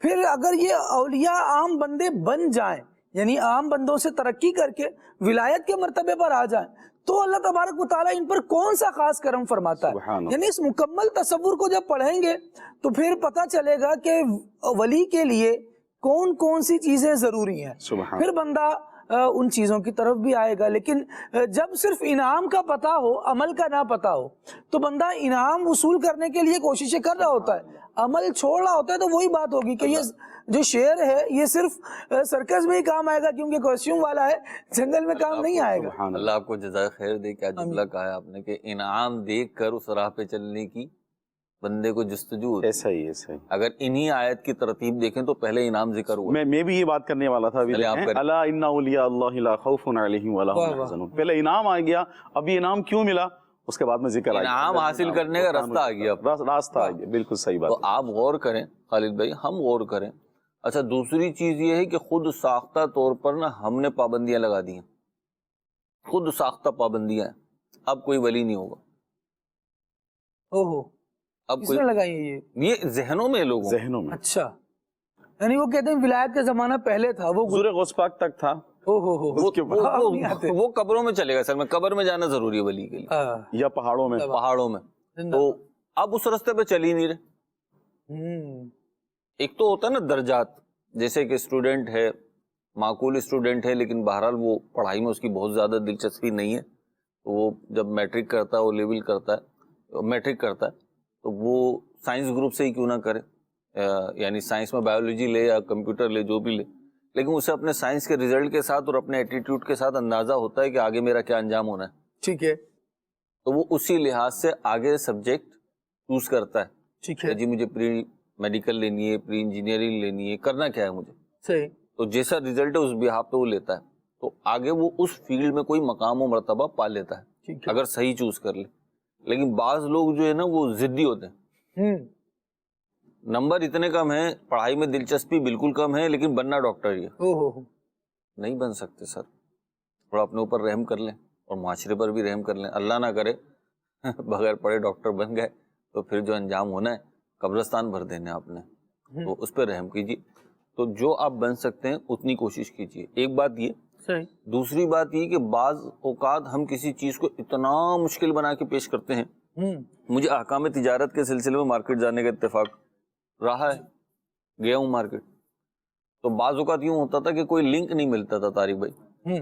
تو غلام اجاز بھائی ہم کسی تاجر کے پاس پہنچتے تھے، اس کی شاپ پر، اس کے بزنس پر پہنچتے تھے، تعارف کراتے تھے. جی وہ مدد یعنی نا لنک نہیں بنا ہوا تو یہ ہوتا تھا جی وہ مدنی چینل سے حاضر ہوئے، وہ پروگرام ہوتا ہے ہمارا، تو اس کے بارے میں کچھ معلومات کرنی تھی. تو ایک دفعہ مجھے تجربہ ہوا، یہ میں آپ کو بہت پرانی بات بتا رہا ہوں. تو مجھے تجربہ ہوا، میں گیا کہیں پر تو مجھے بتایا وہاں پہ نا اس کی مارکیٹ اور بہت ساری اس کی شاپس ہیں، ایک فیلڈ تھی. تو میں پہنچا اور میں نے بات چیت شروع کری. کہتا یوں ہے یوں ہے. اچھا یہ بتائیں یہ کام اگر کوئی کرنا چاہے تو اس کو کن کن چیزوں کی ضرورت پڑی. اچھا میں اپنی سلسلے کی معلومات لینے کے لیے کر رہا ہوں. تو وہ کہنا رہے نہیں بھائی یہ کام تو ہم خود چھوڑنے کے لیے لگے ہوئے ہیں، اس میں تو کوئی انکم نہیں ہے، کسی کو آنے کی ضرورت نہیں ہے، اس میں پہلے ہی پریشانیاں ہوئی ہیں یہ وہ. مطلب نا تھوڑی دیر کی گفتگو سے مجھے اندازہ ہوا کہ حضرت اس غلط فہمی میں آ گئے کہ میں ان کے برابر میں دکان کھولنے لگوں، بزنس اسٹارٹ کرنے لگے. ہاں فیلڈ کا. تو وہ نا وہ اس فیلڈ میں آ گئے. تو بعض اوقات اتنا مشکل بنا کے چیزوں کو پیش کر دیا جاتا ہے وہ اچیویبل لگتی ہی نہیں ہے. تو ولایت کو بھی بعض لوگوں نے اتنا مشکل بنا دیا کہ جیسے یہ اچیویبل ہے ہی نہیں. حالانکہ ولایت کا ایک رستہ ہے اور پھر ولیوں کے درجات ہیں. ہم آپ سے کب کہہ رہے ہیں کہ آپ غوث اعظم بن جائیں گے؟ یہ تو دعویٰ نہیں کر. صحیح. اور اللہ کا پھر ولیوں کے جیسے درجات بیان ہوئے ہیں، ہم کوشش تو کریں اچیو کرنے کی.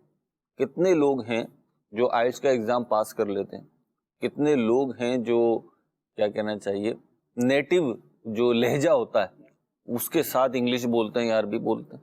صحیح. تو کیا کوشش ترک کر دیتے ہیں؟ نہیں، کوشش تو کرتے ہی ہے نا. جسے ہم کہتے ہیں آج کل کے دور میں اسپوکن انگلش، وہ یہی ہے اسپوکن انگلش. تو بھائی آپ ٹرائی تو کر رہا ہو، کم از کم اپنا پیغام تو پہنچا رہا ہو، اگرچہ وہ گرامرلی غلط ہے، اگرچہ اس کے اندر لہجہ نہیں پایا جا رہا، لیکن آپ اپنا پیغام تو ڈیلیور کر رہا ہو. تو بہرحال میرا کہنے کا کل ملا کے مطلب یہ ہے کہ ولایت کا رستہ ہے، اس کے لیے دو شرائط ہیں. نمبر ایک یہ کہ آپ ایمان والے ہوں، اور نمبر دو یہ کہ آپ راہ تقویٰ پہ ہوں. راہ تقویٰ سے مراد یہ ہے کہ گناہوں سے بچیں، گناہوں سے چھوڑ دیں اور نیکیوں کی طرف گامزن ہوں. امیر اہل سنت نے جو نیک اعمال کا ایک سسٹم ہمیں عطا فرمایا، اس کی بنیاد کیا ہے اور اس کے لیے دعا کیا ہے؟ کون دعا کر رہا ہے؟ امیر اہل سنت. تو ولی بنا لے اس کو، تو ولی اپنا بنا لے اس کو، رب لم یزل مدنی انعامات پر کرتا ہے جو کوئی عمل. جی مدنی انعامات اب نیک اعمال کہلاتے ہیں. تو بہرحال یہ وہ رستہ ہے، ہم چلیں تو اس رستے پر جس پہ یہ اولیاء اکرام چلے. آج جب ہم بات کر رہے ہیں یہ سب دیکھیں فیضان ہے نا، فیضان ہے، فیضان آن لائن اکیڈمی بھی فیضان ہی ہے.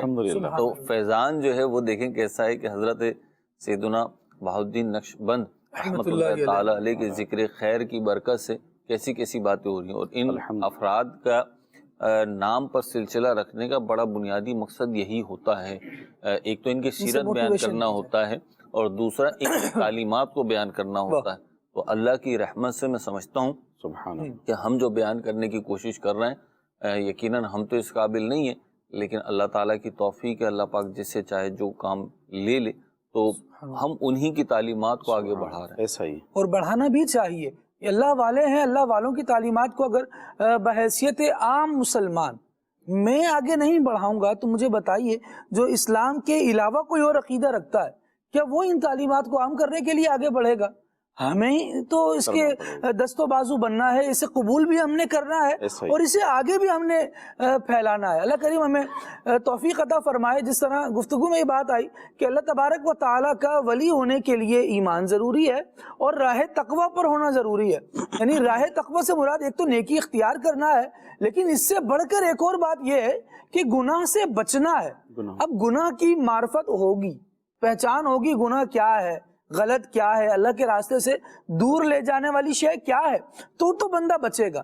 اب خواجہ بہاءالحق والدین خواجہ نقشبند رحمۃ اللہ تعالیٰ علیہ کی سیرت کے حوالے سے ذرا اس بات کو ملاحظہ کیجئے کہ جب آپ رحمۃ اللہ تعالیٰ علیہ کی ولادت ہوئی تو اولاً تو یہ شان تھی کہ آپ کی ولادت سے قبل ہی آپ کی ولادت کی بشارت دے دی گئی تھی آپ کے والدین کو، اور بتایا گیا تھا کہ آپ کے گھر میں وہ بچہ پیدا ہوگا کہ جو اللہ تبارک و تعالیٰ کے دین کا عظیم خدمتگار ہوگا۔ اور جب آپ کی ولادت ہوئی تو یوں نہیں کہ بھئی اب جو پیدا ہوا ہے وہ دین کا عظیم خدمتگار ہوگا تو لہٰذا اس کو محض نذرانے بچپن سے ہی اس کے قدموں میں ڈھیر کیے جانے لگیں، ایسا نہیں ہوا۔ بلکہ کیا ہوا یہ کہ بچپن ہی سے آپ بہت زیادہ ذہین و فطین تھے، سمجھدار تھے اور بہت جلدی چیزوں کو کیچ کر لیا کرتے تھے۔ تو آپ رحمۃ اللہ تعالیٰ علیہ کی ابتدائی تعلیم و تربیت یہ آپ کے گھر پر ہی ہوئی۔ سبحان اللہ۔ پھر آپ رحمۃ اللہ تعالیٰ علیہ کے دور کے ایک زبردست ولی گزرے ہیں حضرت خواجہ محمد سماسی رحمۃ اللہ تعالیٰ علیہ، انہوں نے ان کی تربیت کے حوالے سے مریدوں کو کہا ہوا تھا اور ذمہ داری مقرر کر دی تھی سید امیر کلاب رحمۃ اللہ تعالیٰ علیہ کی کہ اس بچے کی تعلیم و تربیت یہ آپ کی ذمہ داری ہے، سبحان اللہ۔ کیونکہ دکھ رہا ہے نا کہ آنے والے زمانے میں یہ ولایت کے ایک عظیم شہنشاہ کے روپ میں ہوں گے، تو پھر ابھی سے ان کی تربیت ایسی کی جائے کہ جو بھاگ دوڑ ان کو نصیب ہونی ہے یا جو طریقہ یہ اختیار کریں گے اس کے اہل ہونے کے لیے اسباب باقاعدہ اختیار کیے جائیں۔ اللہ تبارک و تعالیٰ اپنی رحمت سے چاہے تو کیا نہیں ہوتا، لیکن اولیاء جو ہوتے ہیں نا یہ اسباب کو چھوڑ کر ولایت کا دعویٰ نہیں کرتے۔ اسباب ولایت کے لیے یہ ہیں کہ بندہ مومن بھی ہو، تقوی والا بھی ہو، عبادت گزار بھی ہو، عالم بھی، پھر وہ عالم بھی ہو بالکل، پھر چاہے وہ دعوی ولایت نہ کرے، اللہ تبارک و تعالیٰ اس کی محبت کو لوگوں کے دلوں میں پہنچا دیتا ہے اور پھر لوگ اس کے لیے ولایت مان لیتے ہیں۔ سبحان یہ اللہ تبارک و تعالیٰ کا بڑا کرم ہے۔ ایک جملہ لے مدنی چینل کے ناظرین، ابھی بات ہوئی کہ اہل علم ہو، عالم ہو، تو بہت سارے لوگ تو عالم نہیں ہیں تو وہ تو اس کیٹیگری سے نکل گئے۔ مفتی احمد خان نعیمی رحمۃ اللہ تعالیٰ علیہ ایک جگہ لکھتے ہیں کہ ولایت تو عالم ہی کو ملتی ہے، سبحان اللہ۔ ولی جو ہوتا ہے وہ عالم ہی ہوتا ہے۔ ہاں البتہ کبھی ایسا ہوتا ہے کہ عالم کر کے ولایت ملتی ہے، کبھی ولی کر کے علم دیا جاتا ہے۔ یعنی اللہ تعالیٰ جب کسی کو ولی بناتا ہے، اگر تو اسے پہلے سے علم عطا فرمایا ہوا ہے تو ٹھیک ہے، ادروائز اس کو ولایت کے ساتھ علم بھی مل جاتا ہے کہ اب وہ عالم بن گیا۔ اور یہ ایسے ہی ہے، اس کو سمجھ لیجیے کہ ہمیں کیسے ملے گا، جیسے مرنے کے بعد اللہ کی شان یہ ہے کہ ہر کسی کو عربی زبان آ جائے گی، وہ عربی زبان سمجھ بھی رہا ہوگا اور بول بھی رہا ہوگا۔ تو ایسے ہی اللہ چاہے تو سب کچھ ہو سکتا ہے، وہ چاہے تو ایک نظر کرم کسی اللہ والے کی پڑھے۔ بھائی آپ دیکھیں نا مہروز بھائی، بچہ عام طور پہ کتنی عمر میں بولتا ہے؟ تقریباً میرے خیال ہے 2-2.5 سال کی عمر میں۔ لیکن حضرت مریم رضی اللہ تعالی عنہا کا واقعہ آپ قرآن مجید سے پڑھیے، سورہ مریم میں ان کے ہاں ولادت ہوئی ہے اور ابھی بچے کو اٹھا کر لائی ہی ہیں حضرت عیسیٰ علیہ السلام کو۔ تو اب لوگ مختلف باتیں کر رہے ہیں اور جب ان سے پوچھا جا رہا ہے کہ یہ بچہ کہاں سے آیا تو قرآن مجید ارشاد فرماتا ہے، قرآن مجید بیان کرتا ہے فاشارت الیہ، تو حضرت مریم نے اس بچے کی طرف اشارہ کر دیا، اسی سے پوچھو اس کا کیا معاملہ ہے۔ تو لوگ یہ کہنے لگے، یعنی یہ بات بالکل کلیئر ہو رہی ہے کہ بچہ اس عمر کا تھا نہیں کہ بول پاتا۔ لوگوں نے یہ کہا قالوا کیف نکلم من کان فی المہد صبیا، جو بچپنے میں ابھی جھولے میں ہی ہے یہ اس حالت میں کلام کیسے کرے گا؟ لیکن اس نے کلام کیسے کیا وہ اللہ نے سکھا دیا۔ جب کروانا تھا ایک کام تو اللہ تبارک و تعالیٰ نے اس کا حل کر دیا۔ تو پھر حضرت عیسیٰ علیہ السلام نے کیا کہا؟ کہنے لگے قال انی عبد اللہ، سبحان اللہ، کہنے لگے میں اللہ کا بندہ ہوں، آتانی الکتاب وجعلنی نبیا، میرے اللہ نے مجھے کتاب عطا فرمائی ہے، مجھے نبی بنایا ہے، وجعلنی مبارکا اینما کنت، میں جہاں رہوں اللہ کریم نے میرے ساتھ برکتوں کو کر دیا ہے، بابرکت مجھے بنایا ہے۔ اب یہ ایک مکمل تعارف حضرت عیسیٰ علیہ السلام نے اپنے کروایا کس عمر میں؟ جب عام طور پہ بچے بولتے نہیں ہیں، اس عمر میں یہ اہل کس نے کیا؟ اللہ رب العالمین نے۔ تو جب وہ ولایت عطا فرماتا ہے تو اپنی طرف سے علم بھی عطا فرما دیتا ہے، لیکن ایک ظاہری اسباب ہیں جن کو بندہ اختیار کرتا ہے۔ سید امیر کلال رحمۃ اللہ تعالی علیہ نے خواجہ بہاؤالدین نقشبند رحمۃ اللہ تعالی علیہ کی جب تربیت کا سلسلہ شروع کیا نا، تو ابتدا میں یہ ہوا کہ جو علوم ظاہر تھے وہ سب آپ کو پڑھائے، آپ کو کتابیں پڑھائیں، آپ کو حلال و حرام کے احکامات سمجھائے، اور بچپن ہی میں جب آپ رحمت اللہ تعالی علیہ اس میں ماہر ہو گئے تو پھر آپ رحمت اللہ تعالی علیہ کی روحانی تربیت کا سلسلہ شروع کیا گیا۔ پھر وہ تصوف اور پھر وہ مزید ولایت کے لیے جو مجاہدات ہوتے ہیں ان کا سلسلہ شروع کیا گیا، اور کتابوں میں سیرت نگاروں نے لکھا کہ آپ رحمت اللہ تعالی علیہ کی جو تربیت ہوئی یہ ویسی طریقے پر ہوئی، اور اس طریقے کو جاننے کے لیے کتابوں کی طرف ضرور مراجعت کیجئے، کیونکہ بہت سارے ایسے اسباق ہیں اس طریقے کے جس کو بندہ سیکھتا ہے تو اللہ تبارک و تعالیٰ کی معرفت کو اور دل میں بڑھاتا ہے۔ لیکن یہ ساری چیزیں اسٹیپ بائی اسٹیپ، ایسا نہیں ہوگا کہ کوئی لاسٹ اسٹیپ بیان کر کر یہ سوچے کہ میں نے آج ہی سے اس پر کام کرنا شروع کر دینا ہے، بلکہ اسٹیپ بائی اسٹیپ آتے چلے جائیں گے، اور اللہ تبارک و تعالیٰ کے اولیاء کے فیضان کو یوں حاصل کرنے کی بھی کوشش کریں گے تو بہت سرور آئے گا، بڑا مزہ آئے گا، اور دل میں جو روحانیت ہے وہ بڑھ جائے گی۔ مختلف سلاسل کے محروز بھائی اپنے اذکار ہوتے ہیں، حالانکہ اذکار میں ہوتا کیا ہے؟ اللہ ہی کا نام لینا ہوتا ہے، لیکن وہ کس طرح سے لینا ہے، کن پابندیوں کے ساتھ لینا ہے، کیا چھوڑ کر لینا ہے، یعنی حلال چیزوں کو بھی بسا اوقات مختلف سلسلوں میں ترک کر کے اللہ تبارک و تعالیٰ کا نام لیا جاتا ہے، اور پھر اس نام کی ایک عجیب تاثیر بندے کو اللہ کریم عطا فرماتا ہے۔ غالب دو باتیں، ایک تو آپ نے جس کہ حضرت عیسیٰ علیہ السلام کا قول بیان کیا نا کہ میں مبارک ہوں، برکت والا ہوں، تو اللہ تعالیٰ نے اپنے اولیاء کو بھی انبیاء کا یہ فیضان عطا فرمایا کہ وہ بھی برکت والے ہوتے ہیں، اور حضرت خواجہ نقشبند رحمۃ اللہ تعالیٰ علیہ اللہ کے ان ولیوں میں سے ہیں جو مادرزاد ولی ہوتے ہیں، یعنی پیدا ہی ولی ہوتے ہیں، جیسے کہ ان کے بارے میں حضرت سیدنا سماسی رحمۃ اللہ تعالیٰ علیہ کے اقوال ملتے ہیں کہ ان کے شہر کی طرف، ان کی آبادی کی طرف رخ کر کے ان کی ولادت سے پہلے آپ کہا کرتے تھے یہاں سے خوشبو آتی ہے، اور جب ولادت ہو گئی تو آپ نے فرمایا، یعنی آپ نے ایک موقع پہ فرمایا کہ اب اس طرف سے زیادہ خوشبو آتی ہے، لگتا ہے کہ وہ مرد کلندر پیدا ہو گیا ہے۔ اس وقت آپ کی ولادت کو 3 دن ہو گئے تھے، تو آپ دیکھیے کہ اللہ تعالیٰ نا برکتیں رکھ دیتا ہے، اور یہ ان برکتوں کے لیے نا آپ کی ناک کا کھلا ہونا بڑا ضروری ہے محسوس کرنے کے لیے۔ صحیح بات۔ ہاں، ناک بند ہے تو پھر تو آپ پرفیوم کی دکان میں بھی کھڑے ہو جائیں تو آپ کہیں گے اسمیل نہیں آ رہی۔ آئینہ آپ کو جب ہی دکھا سکے گا جب آپ کی اپنی آنکھیں درست ہوں گی۔ میرے خیال میں چشمہ لگ گیا، قریب کا چشمہ لگ گیا، تو بعض اوقات کچھ چیز دیکھ رہا ہوتا ہوں تو باوجود قریب ہونے کے، یعنی دیکھیں کیسی عجیب بات ہے، دور کی چیز دکھ رہی ہے لیکن کوئی چیز جب بالکل قریب ہے تو اس کے لیے نظر ساتھ نہیں دے رہی، یعنی یہ اگر میں یوں کر کے پڑھوں گا تو مجھے نہیں دکھائی دے گا، یوں کر کے دکھائی دے گا، تو یہ سب کوئی ہوگا جو ہے جن کی نظر کمزور ہے قریب کی۔ تو آنکھوں کا، کانوں کا اور زبان اور دل کا اس اعتبار سے کھلا ہوا ہونا ضروری ہے۔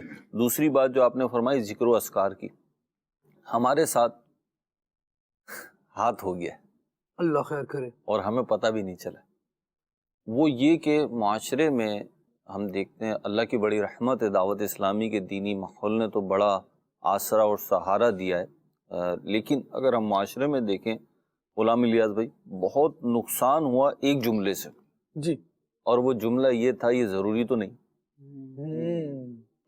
یہ ضروری تو نہیں، تو یہ ضروری تو ایسے کہہ رہے تھے کہ جیسے ضروری چیزوں کے یہ عامل ہیں کہنے والے، حالانکہ وہ ضروری چیزوں کے بھی عامل نہیں تھے۔ یہاں میں آپ کو آپ کے گھر کی مثال دیتا ہوں، اور ایسی مثال دیتا ہوں کہ جس کا آپ کو شاید روز نہیں تو 2-4 دن میں تو ایک دفعہ پالا پڑ جاتا ہو جی، اور وہ یہ ہے کہ کھانے میں کوئی انگریڈینٹس کم ہو۔ کھانے میں بہت سارے انگریڈینٹس ہوتے ہیں نا، بالخصوص جو ہمارے ایشیائی فوڈ ہیں، پاکستانی فوڈز ہیں، ان میں تو انگریڈینٹس کی تعداد کچھ زیادہ ہی ہوتی ہے۔ مثال کے طور پہ آپ بریانی کو لے لیجیے، ٹھیک ہے، میں بھائی پکانا نہیں آتی مجھے لیکن سامان لاتا ہوں تو پتہ ہے، ٹھیک ہے، اس کے اندر ایک چیز کیا خوبصورت وضاحت کی آپ نے. ایک چیز ڈلتی ہے تیز پات جسے کہتے ہیں, پتا ہوتا ہے وہ ڈلتا ہے. تو دیکھا ہوگا آپ نے بھی کبھی وہ بریانی کے ساتھ. ہمارے یہاں تو یہ بولتے ہیں کراچی میں, بقیہ جگہ پتہ نہیں کیا. وہ ایک پتا سا ہوتا ہے لمبا سا, وہ ڈلا ہوا ہوتا ہے, بازو سوکھا ہوا ہوتا ہے. ہاں تو وہ آپ نے دیکھا ہوگا. اچھا ہم نے بھی پکی ہوئی بریانی میں ہی دیکھا ہے, مطلب ڈلتے ہوئے نہیں دیکھا کہ وہ کس ٹائمنگ میں ڈلتا ہے, یہ ہمیں نہیں پتا. وہ ڈلتا ہے. اگر وہ نہ ڈلے خالد بھائی, ٹھیک ہے, وہ تیز پات نہ ہو بریانی میں, تو کیا بریانی نہیں بن سکتی؟ بن سکتی ہے, بن سکتی ہے. اچھا بریانی میں لونگیں بھی ڈلتی ہیں, لونگ الائچی, جی یہ دونوں الگ الگ بیان کرنے نام. ہیں. ہاں وہ لونگ, ہاں لونگ الائچی والی لونگ, تو لونگ جائفل جوتری. خیر بریانی میں جائفل جوتری مجھے نہیں پتا ڈلتی ہے نہیں ڈلتی, لیکن لونگ ڈلتی ہے. اگر لونگ نہ ڈلے تو کیا بریانی نہیں بنے گی؟ بن جائے گی. اچھا یہ الگ الگ میں بات کر رہا ہوں آپ سے ساری. لیکن اگر چاول نہ ڈلے, اگر الائچی نہ ڈلے تو بھی بن جائے گی. تو بھی بن جائے گی. یعنی میں اگر آپ کو ایک ایک کر کے چیزوں کا نام لوں نا تو آپ بولیں گے بن جائے گی بن جائے گی بن جائے گی, تو پھر آخر میں چاول اور گوشت ہی بچیں گے. ٹھیک ہے, اگر آپ کہنا چاہیں تو اسے بریانی کہہ لیں.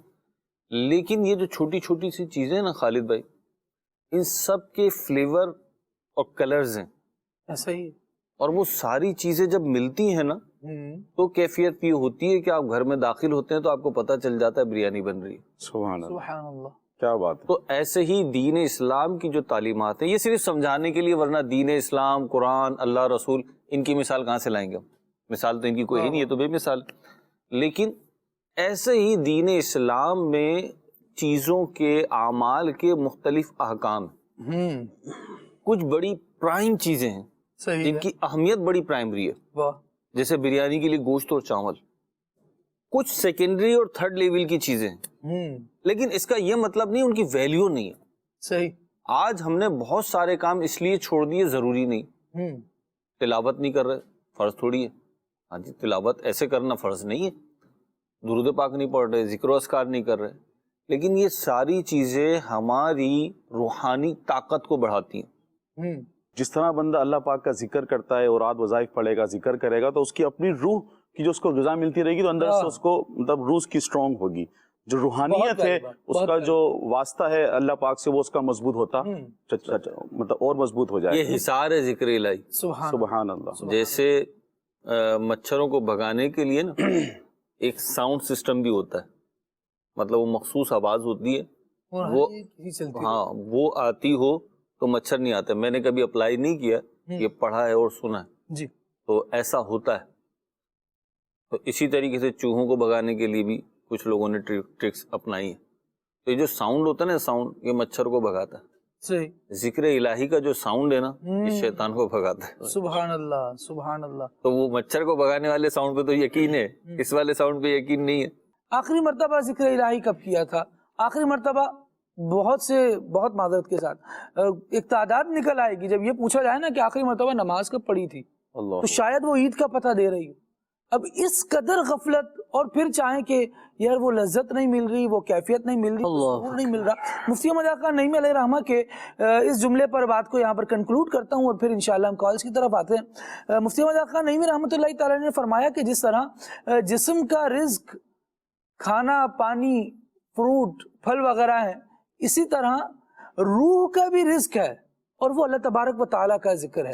جب جسم کے رزق کی ہم اتنی پرواہ کرتے ہیں اور اس کے اہتمام کی اتنی کوشش کرتے ہیں تو روح کے رزق کی بھی کچھ انتظام اور اہتمام کی کوشش کرنی چاہیے. پھر فرمایا روح کا رزق نماز ہے, روزہ ہے, ذکر ہے, اللہ تبارک و تعالیٰ کی عبادت ہے. سو اس کو بھی تر و تازگی کی ضرورت ہے, اس کو بھی تندرست رہنے کی ضرورت ہے, اس کو بھی علاج معالجے کی ضرورت پڑتی ہے. اور اس کے حکیم, اس کے جو روحانی ڈاکٹر, روحانی سرجن ہوتے ہیں نا, وہ اللہ تبارک و تعالیٰ کے اولیاء ہوتے ہیں. جب بندہ ان سے تعلقات کو بنا لیتا ہے اور ان کی بارگاہوں میں حاضری دیتا ہے, ان سے اپنی ایک ایمانی عقیدت کو وابستہ کرتا ہے, نتیجہ یہ ہوتا ہے کہ اللہ تبارک و تعالیٰ اس کے روح کو توانا کر دیتا ہے, تندرست کر دیتا ہے, اور اسے یاد الہی کی لذت محسوس ہونے لگتی ہے. اللہ تبارک و تعالیٰ ہمیں فیضان اولیاء سے مزید حصہ عطا فرمائے.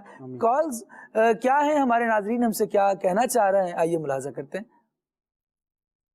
آج موضوع ہے حضرت خواجہ بہاؤالدین نقشبند رحمۃ اللہ علیہ مدنی پھول عطا فرمائیے کہ یہ جتنے بزرگان دین رحمہ اللہ کے سلسلے ہیں تو ان کے بارے میں ہمارے لیے جو ادب کا پہلو ہے وہ کس انداز کا اور کس طرح کا ہونا چاہیے، اور یہ لفظ نقش بند جو ہے اس کی خصوصیت کیا ہے، کیا یہ کسی علاقے سے نسبت ہے، اس حوالے سے بھی مدنی پھول عطا فرما دیجیے۔ اور نعت خواں اسلام بھائی سے عرض ہے کلام سنا دیجیے۔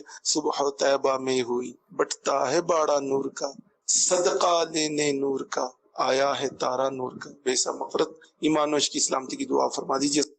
سبحان اللہ، اللہ کریم آپ کو برکت عطا فرمائے۔ انشاءاللہ مزید گفتگو کی طرف جب آئیں گے تو آپ کے سوال کے جواب کو لیتے ہیں، اور ابھی کچھ کالز مزید لے لیتے ہیں۔ جی حجرہ شاہ مقیم سے ظہیر احمد سیالوی عرض کر رہا ہوں، سلسلہ کھلے آنکھ صلی علیہ کہتے کہتے ماشاء اللہ مرحبا اپنی برکتیں خوشبوئیں لٹا رہا ہے۔ اللہ پاک ہمیں اس کی برکات نصیب فرمائے۔ خالد بھائی ایک کلام سنا دیجئے۔ چاندنی رات ہے اور پچھلا پہر، دونوں عالم کے سرکار آ جائیے۔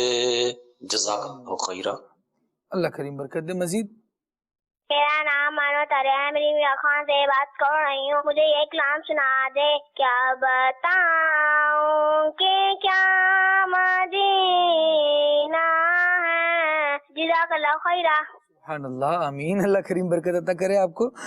اچھا جی، نعت خواں اسلامی بھائی سے عرض ہے کلام بہار باغ رضواں تم سے ہے، یہ سنا دیجئے۔ سبحان اللہ۔ اچھا جی، شاہ نقشبند رحمت اللہ علیہ کی منقبت سننی ہے، ٹھیک ہے جی۔ نعت خواں اسلامی بھائی سے گزارش ہے طیبہ بڑی دور آقا، یہ کلام سنا دیا جائے۔ غلام الیاس بھائی سے سوال ہے، غلام الیاس بھائی ہاتھوں ہاتھ اس کا جواب ارشاد فرمائیں۔ سوال یہ ہے کہ غلام الیاس بھائی گھوٹکی کتنی بار آئے ہیں، اور کیا ان کا گھوٹکی میں کوئی رشتہ دار ہے؟ پھر نعت خواں اسلامی بھائی سے عرض ہے کہ کلام سنا دیں جو لمحے تھے سکون کے سب مدینے میں گزارا ہے۔ جی سر، گھوٹکی اور آپ؟ گھوٹکی میں میرے رشتہ دار ہیں، میرے جو نانکا ہے نا، میری نانی ماموں گھوٹکی میں رہتے ہیں، تو سال میں چکر لگ جاتا ہے۔ اچھا جی، نہیں آنا جانا رہتا ہے، ہوتا رہتا ہے۔ اللہ کریم برکت عطا کرے۔ دیکھ لیں، لوگ غور سے دیکھتے ہیں آپ کو، گھوٹکی کی سرزمین پہ کسی نے دیکھا ہوگا تو پوچھ ہی لیا۔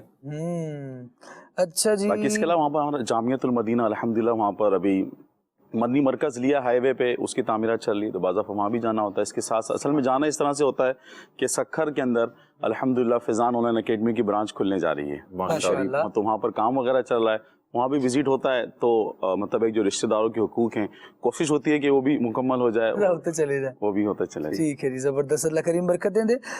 اچھا جی، پلیز پروگرام میں نور عالم بھائی کا کلام یہ ضرور شامل کیجئے، دعائے مغفرت۔ اچھا جی، کون سا کلام شامل کرنا ہے یہ نہیں لکھا ہوا بھائی، اللہ کریم برکت عطا فرمائے۔ حاضری مدینہ کی دعا کے لیے کہا گیا، اللہ کریم ہم سب کو ذوق والی حاضری عطا کرے۔ کال دیجیے گا مزید۔ محمد تعارف بات کر رہا ہوں اسکندر۔ یہ آپ کا پروگرام بہت اچھا چل رہا ہے جی، ہمیں آمنہ بی بی کے گلشن میں آئی ہے تازہ وہ والی نعت چلا دیں۔ سبحان اللہ، سبحان اللہ، کیا ذوق والے کلام کی آپ نے فرمائش کی ہے جی۔ آسماں گر تیرے طلبوں کا نظارہ کرتا، روز ایک چاند تصدق میں اتارا کرتا۔ سر جی مجھے یہ کلام سنا دیجیے، جزاک اللہ خیر۔ اللہ کریم آپ کو برکت نصیب کرے جی انشاءاللہ۔ اچھا جی، کلام سننا ہے کون سا؟ زید بھائی نے آج جو کلام پڑھا ہے بہت اچھا ہے، جزاک اللہ، بہت شکریہ، اللہ کریم برکت دے۔ اور اسد اللہ حسینی بھائی ہیں لاڑکانہ سے، اور کہنا یہ ہے کہ ہر وقت تصور میں مدینے کی گلی ہو، یہ کلام سننا ہے۔ ٹھیک ہے جی، اللہ کریم آسانی دے۔ کال دیجیے گا مزید۔ پروگرام کھلے آنکھ صلی اللہ کہتے کہتے بہت ہی اچھا پروگرام ہے۔ نعت خواں بھائی سے گزارش ہے کہ یہ والا کلام سنا دیں۔ واہ کیا جود و کرم ہے شہ بتہا تیرا۔ ماشاءاللہ، حاجی عبدالحبیب اتاری دامت برکاتہم العالیہ کے میلاد شریف کے حوالے سے سندھی میں پڑھے گئے کلام کی فرمائش ہے۔ ٹھیک ہے جی، اللہ کریم برکت دے۔ آئیے عبدالحبیب بھائی کا کلام پہلے سن لیتے ہیں جی۔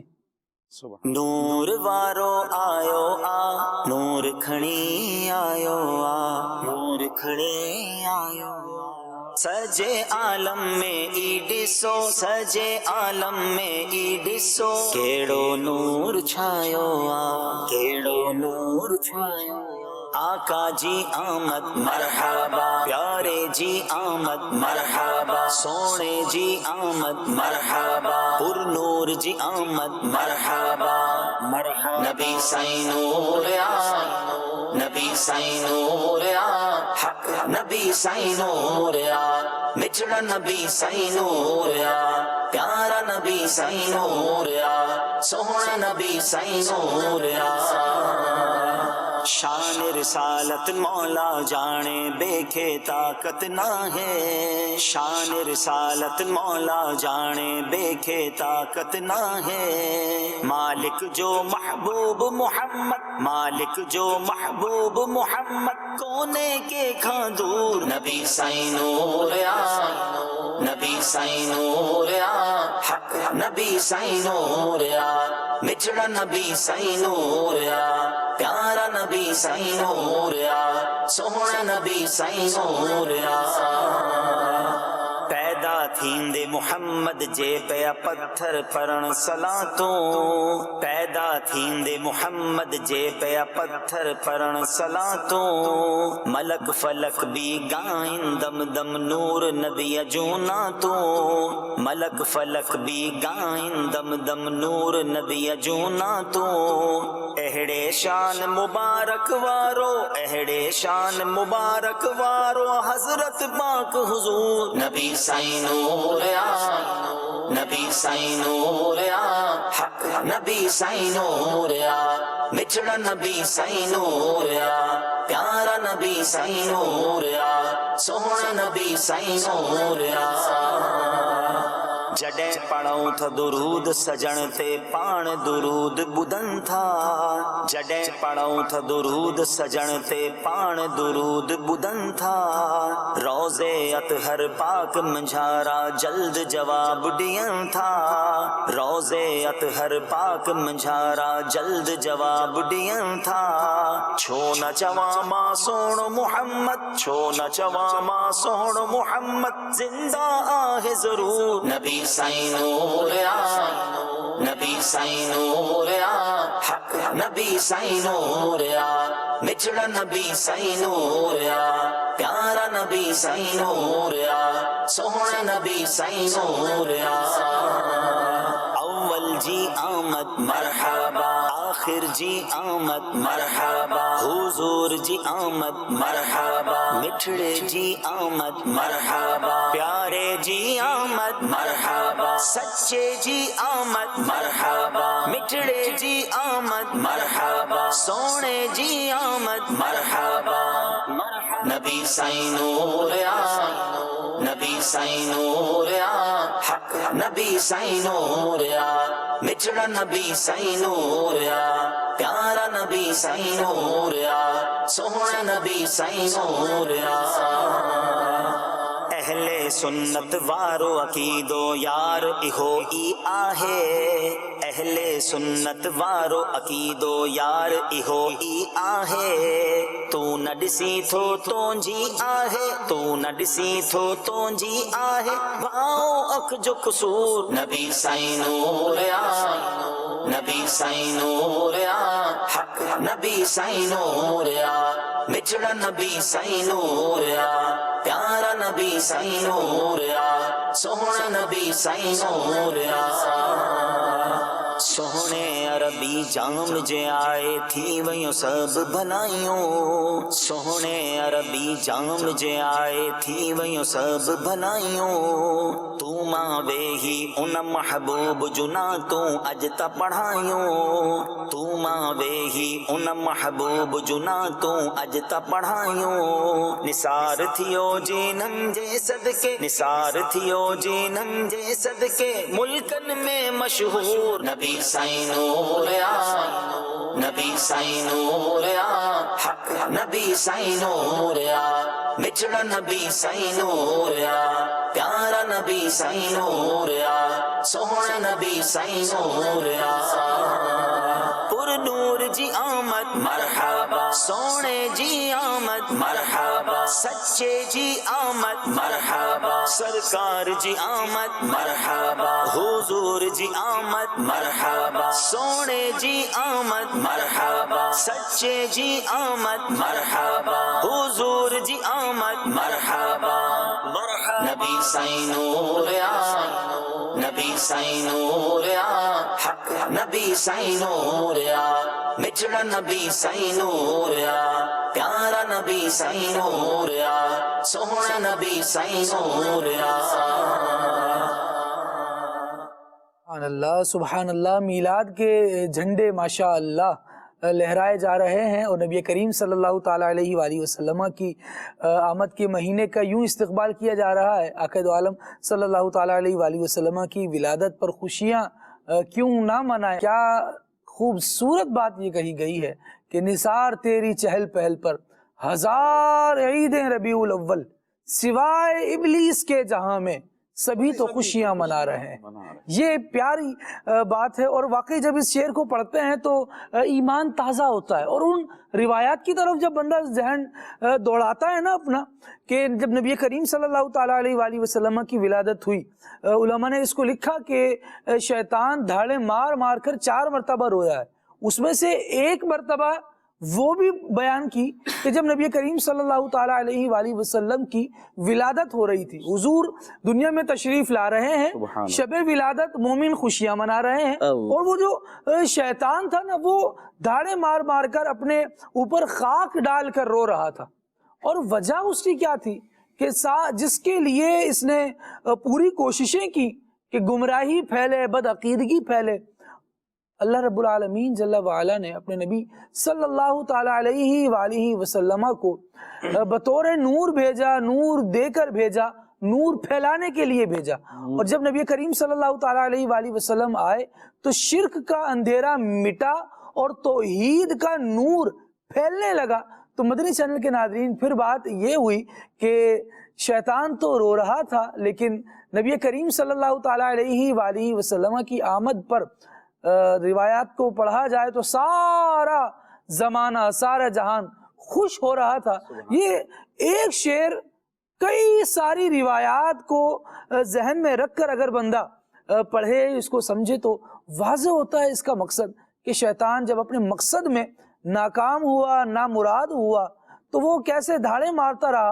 اور جب نبی کریم صلی اللہ تعالیٰ علیہ وآلہ وسلم آج کے زمانے میں بھی دیکھیں نا، حضور کی ولادت کی بات آتی ہے تو پھر الحمدللہ سارا جہان خوش ہو رہا ہوتا ہے، مومنین خوشیاں منا رہے ہوتے ہیں۔ اللہ کریم ہمیں بھی ان میں قبول فرمائے جو نبی کریم صلی اللہ تعالیٰ علیہ وآلہ وسلم کی ولادت پر خوش ہوتے ہیں، خوشیاں مناتے ہیں۔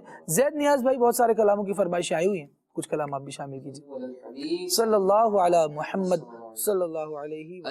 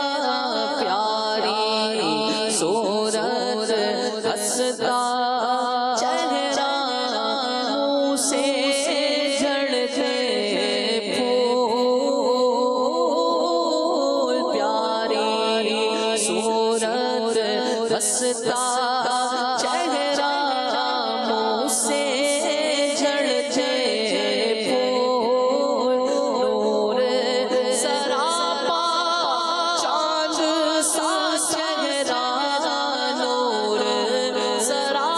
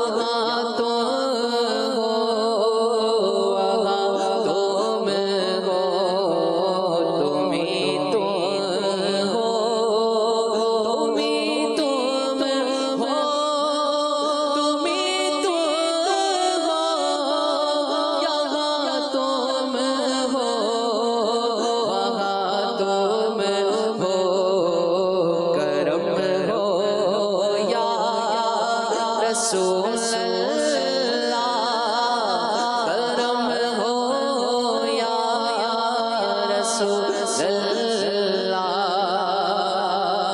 ریاضت کے یہی دن ہے بڑھاپے میں کہاں ہمت ریاضت کے یہی دن ہے بڑھاپے میں کہاں ہمت جو کرنا ہے ابھی کر لو ابھی نوری جوان تم ہو جو کرنا ہے ابھی کر لو ابھی نوری جوان تم ہو کرم ہو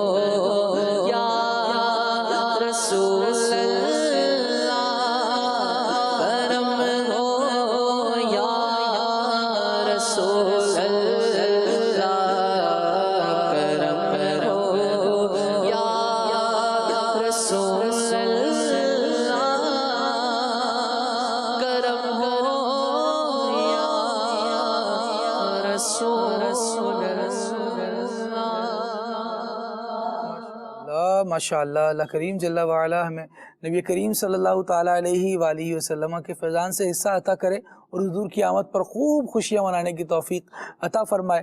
ناظرین آئیے ایک پیکج ملاحظہ کرتے ہیں اور آدھو وظائف سے متعلق دیکھتے ہیں آج خالد بھائی ہمیں کون سے وظائف بتا رہے ہیں۔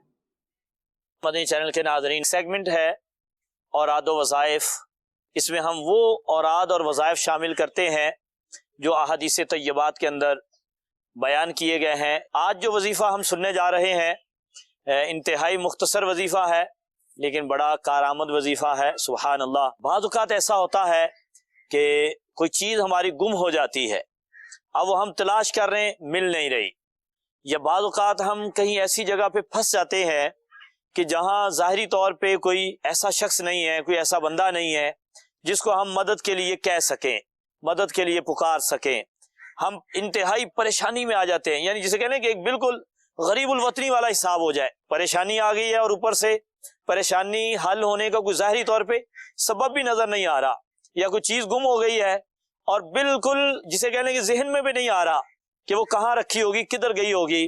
تو ایسی صورت میں میرے آقا صلی اللہ تعالیٰ علیہ وآلہ وسلم کی بارگاہ میں حاضری دیتے ہیں کہ حضور نے اس بارے میں کیا ارشاد فرمایا کہ کبھی ایسا ہو جائے تو کیا کیا جائے۔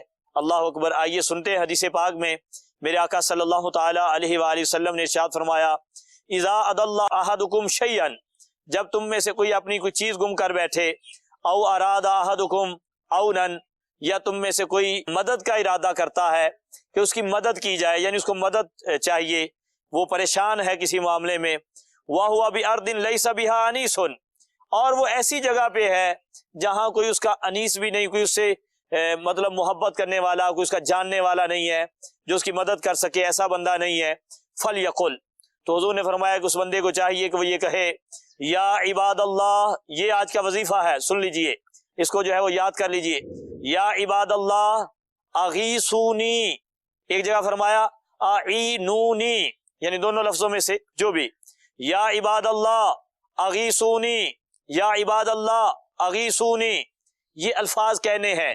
تو حضور نے کیا ارشاد فرمایا، فَإِنَّ لِلَّهِ عِبَادًا لَا نَرَاهُمْ، اللہ تعالیٰ کے کچھ بندے ایسے ہیں جن کو ہم دیکھ نہیں رہے، یعنی ظاہری طور پہ ہمیں اپنے ارد گرد نظر نہیں آ رہے، وہ فرشتے بھی ہو سکتے ہیں، وہ اللہ کے اولیاء بھی ہو سکتے ہیں، اور ان کی یہ ڈیوٹی لگائی گئی ہے کہ جو مدد کے لیے اس طرح پکارتا ہے اس کی مدد کے لیے آتے ہیں۔ اور ایک اور حدیث میں ہے میرے آقا علیہ السلام نے فرمایا، اللہ تعالیٰ کے کچھ فرشتے ایسے ہیں جو کرامن کاتبین کے علاوہ ہیں، ان کو حافظہ فرشتے کہتے ہیں، وہ حفاظت کے لیے آتے ہیں۔ فرمایا کہ وہ درختوں کے جو پتے گرتے ہیں ان کو بھی لکھنے کی ان کی ڈیوٹی ہے، اور جب کوئی بندہ کسی مصیبت میں پھنس جائے، کسی ایسی جگہ پہ ہو جہاں کوئی جو ہے اس کی مدد کرنے والا نہ ہو، تو وہاں پہ جو ہے وہ اس طرح سے کہے، یا عباد اللہ اعینونی، اے اللہ کے بندو میری مدد کرو، تو اللہ کے وہ بندے وہ فرشتے جو وہاں موجود ہوتے ہیں پھر وہ اس کی مدد کے لیے آ جاتے ہیں، اللہ اکبر، اور پھر اس کی پریشانی میں اس کی وہ مدد کرتے ہیں اور اس کو پریشانی سے نکالتے ہیں۔ تو جب کبھی کبھی ایسا معاملہ بن جائے تو ضرور جو ہے یہ وظیفہ ہمیں یاد رکھنا چاہیے، یا عباد اللہ اعینونی۔ اور یہاں سے ہمیں یہ بھی پتہ چلا اس حدیث سے کہ اللہ کے بندوں سے مدد مانگنا کوئی شرک نہیں ہے، بلکہ اس کی تعلیم تو خود محمد مصطفیٰ صلی اللہ تعالی علیہ وآلہ وسلم دے رہے ہیں۔ یہ عین شریعت کے مطابق ہے، اس میں اللہ کی عطا سے اللہ کے بندے مدد کرتے ہیں، یہ ایک مسلمان کا بنیادی عقیدہ ہے۔ اللہ تبارک و تعالی ہم سب کو عمل کی توفیق عطا فرمائے، آمین بجاہ النبی الامین صلی اللہ تعالی علیہ وسلم۔ سبحان اللہ۔ اوراد و وظائف کو اختیار کیجئے، اللہ کریم ہم سب کا مددگار ہو اور اس کے ناموں کی برکت سے ہر مقام پر ہر مشکل پر ہماری مدد ہو۔ مالک کریم ہے، عافیتیں دے تو وہ مشکلوں میں مبتلا ہی نہ فرمائے۔ ربنا ولا تحملنا ما لا طاقت لنا به واعف عنا واغفر لنا وارحمنا انت مولانا فانصرنا علی القوم الکافرین۔ مدنی چینل کے ناظرین، دعائیں رب العالمین کے حضور جاری رہیں۔ اولیاء کرام کا بھی یہی طرز عمل رہا ہے، مشکلات میں اللہ رب العالمین کو پکارا کرتے تھے۔ حضرت بہاؤالدین نقشبند رحمۃ اللہ تعالی علیہ کے حوالے سے گفتگو ہو رہی ہے، تو آئیے کچھ ملفوظات آپ رحمۃ اللہ تعالی علیہ کے شامل کرتے ہیں سلسلے میں مریدین کو، متوسلین کو، پاس آنے والوں کو کس طرح آپ نصیحتیں فرمایا کرتے تھے۔ جی طارق بھائی۔ اہل اللہ کا یہ انداز رہا ہے کہ یہ اپنے پاس رہنے والوں کو، مریدین کو، متعلقین کو اپنے عمل اور کردار کے ذریعے سے، جس پر کافی ساری گفتگو ہمارے بہروز بھائی نے کی، کہ کردار کے ذریعے، عمل کے ذریعے سے نصیحتیں بھی کرتے تھے، اور ساتھ ساتھ جو ہے نا کچھ تحریر کے ذریعے سے کچھ واض و نصیحت والے انداز میں بھی یہ نصیحتیں کرتے رہے، ملفوظات عطا فرماتے رہے۔ تو حضور خواجہ بہاؤالدین نقشبند رحمۃ اللہ تعالی علیہ کی نصیحتوں میں سے آپ کے ملفوظات میں سے کچھ پیش خدمت ہیں۔ بخارا کے علماء میں سے ایک عالم صاحب نے حضرت خواجہ نقشبند رحمۃ اللہ تعالی علیہ سے سوال کیا کہ حضور نماز میں حضوری کیسے حاصل ہو، خشوع اور خضوع کیسے نصیب ہو، کوئی طریقہ ارشاد فرمائے، دل کیسے لگے، دل کیسے لگے، اور حضور دل کے ساتھ، قلب کی حضوری کے ساتھ جو ہے نماز ادا کی جائے۔ تو آپ نے ارشاد فرمایا کہ اپنے رزق کو حلال کرو، طعام حلال، حلال کھاؤ، رزق حلال جو ہے یہ نماز کے اندر خشوع اور خضوع لے کر آتا ہے۔ کیا بات۔ اور پھر مزید آپ کے ملفوظات میں سے ایک یہ کہ فرمایا کہ جس شخص نے اللہ رب العالمین کو پہچان لیا تو اس پر کوئی شے پوشیدہ نہیں رہتی، جس نے رب کی معرفت حاصل کر لی تو ہر چیز کی معرفت گویا کہ اسے مل گئی۔ فرمایا لوگوں نے حضرت خواجہ بہاؤالدین نقشبند رحمۃ اللہ تعالی علیہ سے ایک موقع پر کسی نے کرامت طلب کی، کہا کہ حضور کو کرامت دکھا دی، جو ایک ہمارے یہاں ایک کلچر ہے، جس طرح کافی گفتگو اس پر بہروز بھائی نے کی، ایک صوفیہ اور انداز اور کرامت یہ رہتا ہے، تو ہم سمجھتے ہیں کہ جو کرامت دکھائے وہ ولی ہے اور ولایت کے اس پر ہے، تو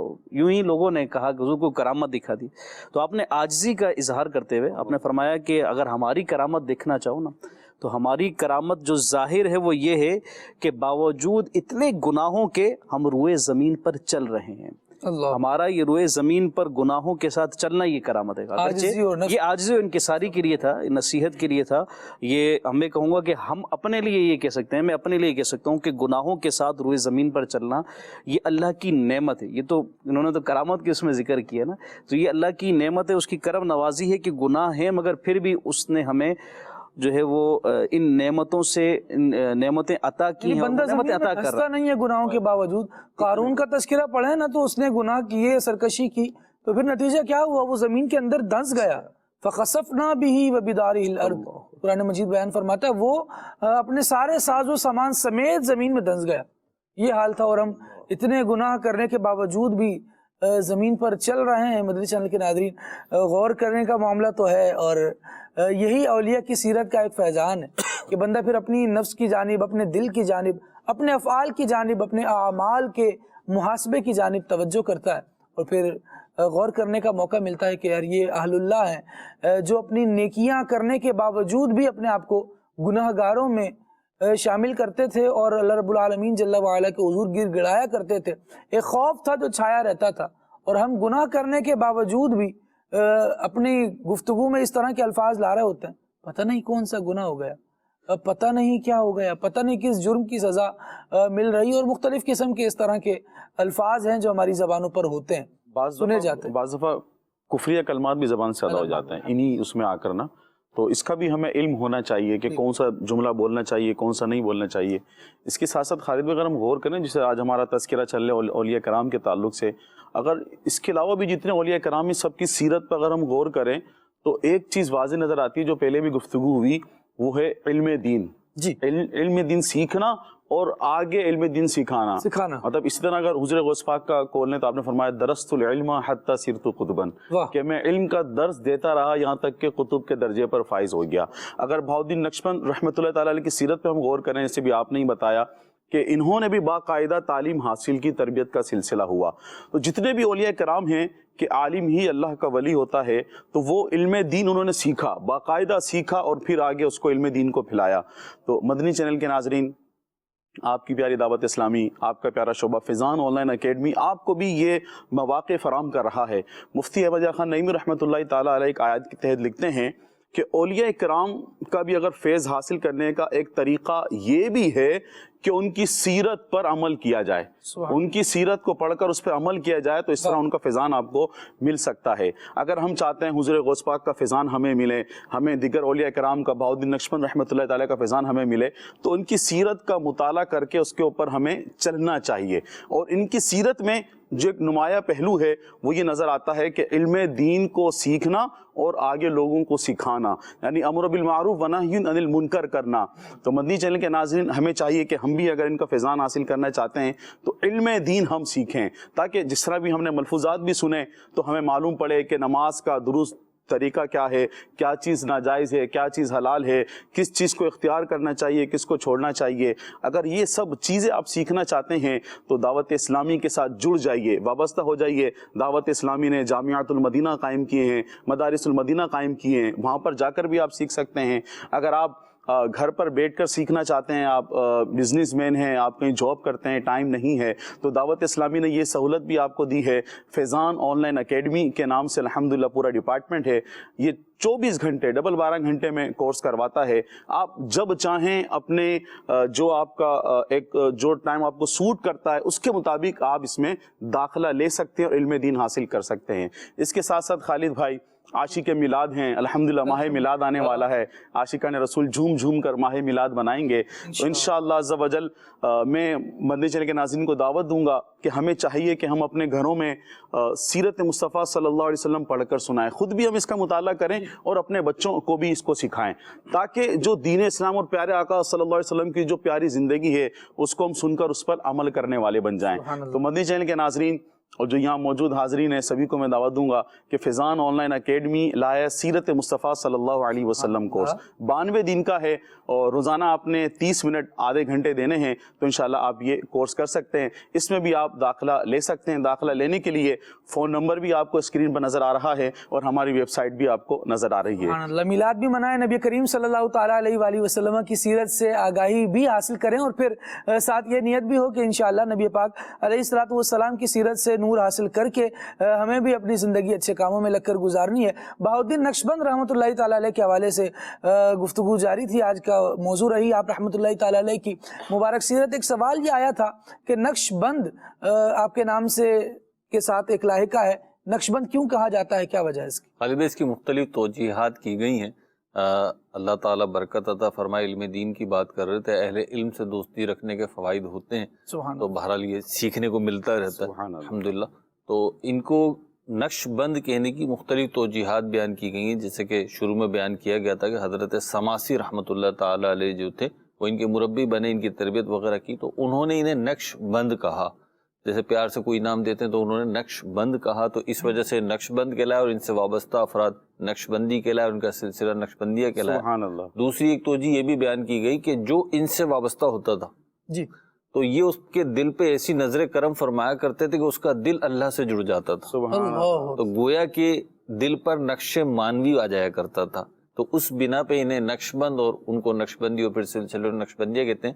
اور ایک وجہ یہ بھی بیان کی گئی کہ حضرت کیونکہ حصول روزگار کے لیے آپ نے نقش بندی کا بھی کام کیا، یعنی جو نقش بنائے جاتے ہیں نا، نقش و نگار، تو اس کا بھی کام کیا ہے آپ نے، تو اس پیشے کی وجہ سے آپ کو نقش بند اور پھر آپ کے سلسلے کو نقش بندیہ اور نقشبندی کہلاتی ہے۔ سبحان اللہ۔ مدنی چینل کے ناظرین، آپ رحمۃ اللہ تعالیٰ علیہ کے یہ سیرت کی نقش بند کی جو توجیہ سننے کو ملی کہ آپ رحمۃ اللہ تعالیٰ علیہ نے یہ کام، یہ پیشہ اختیار کیا، تو اپنے کاموں میں بندے کو لگنا چاہیے اور کسب حلال اس کے لیے بالکل تگ و دو کرنی چاہیے۔ رب العالمین جل وعلا کے حضور پیش ہونا ہے تو بندہ حلال کرے، اپنے کھانے کو، اپنی خوراک کو حلال کرے تاکہ عبادت کا ذوق بھی ملے۔ اور فرمایا گیا ہے الکاسب حبیب اللہ، جو محنت کر کے اپنے ہاتھ کی کمائی لاتا ہے، ہاتھ سے کماتا ہے، وہ اللہ تبارک و تعالیٰ کا محبوب بھی ہوتا ہے۔ اللہ تبارک و تعالیٰ ہمیں جسمانی رزق کے انتظام کے لیے بھی اور روحانی رزق کے اہتمام کے لیے بھی کوششیں کرنے والا بنائے۔ سبحانک اللہم و بحمدک، اشہد ان لا الہ الا انت، استغفرک و اتوب الیک۔ آئیے صلوات و سلام شامل کرتے ہیں۔ اے شہنشاہ مدینہ، الصلاۃ والسلام، زینت عرش معلا، الصلاۃ والسلام، زینت عرش معلا،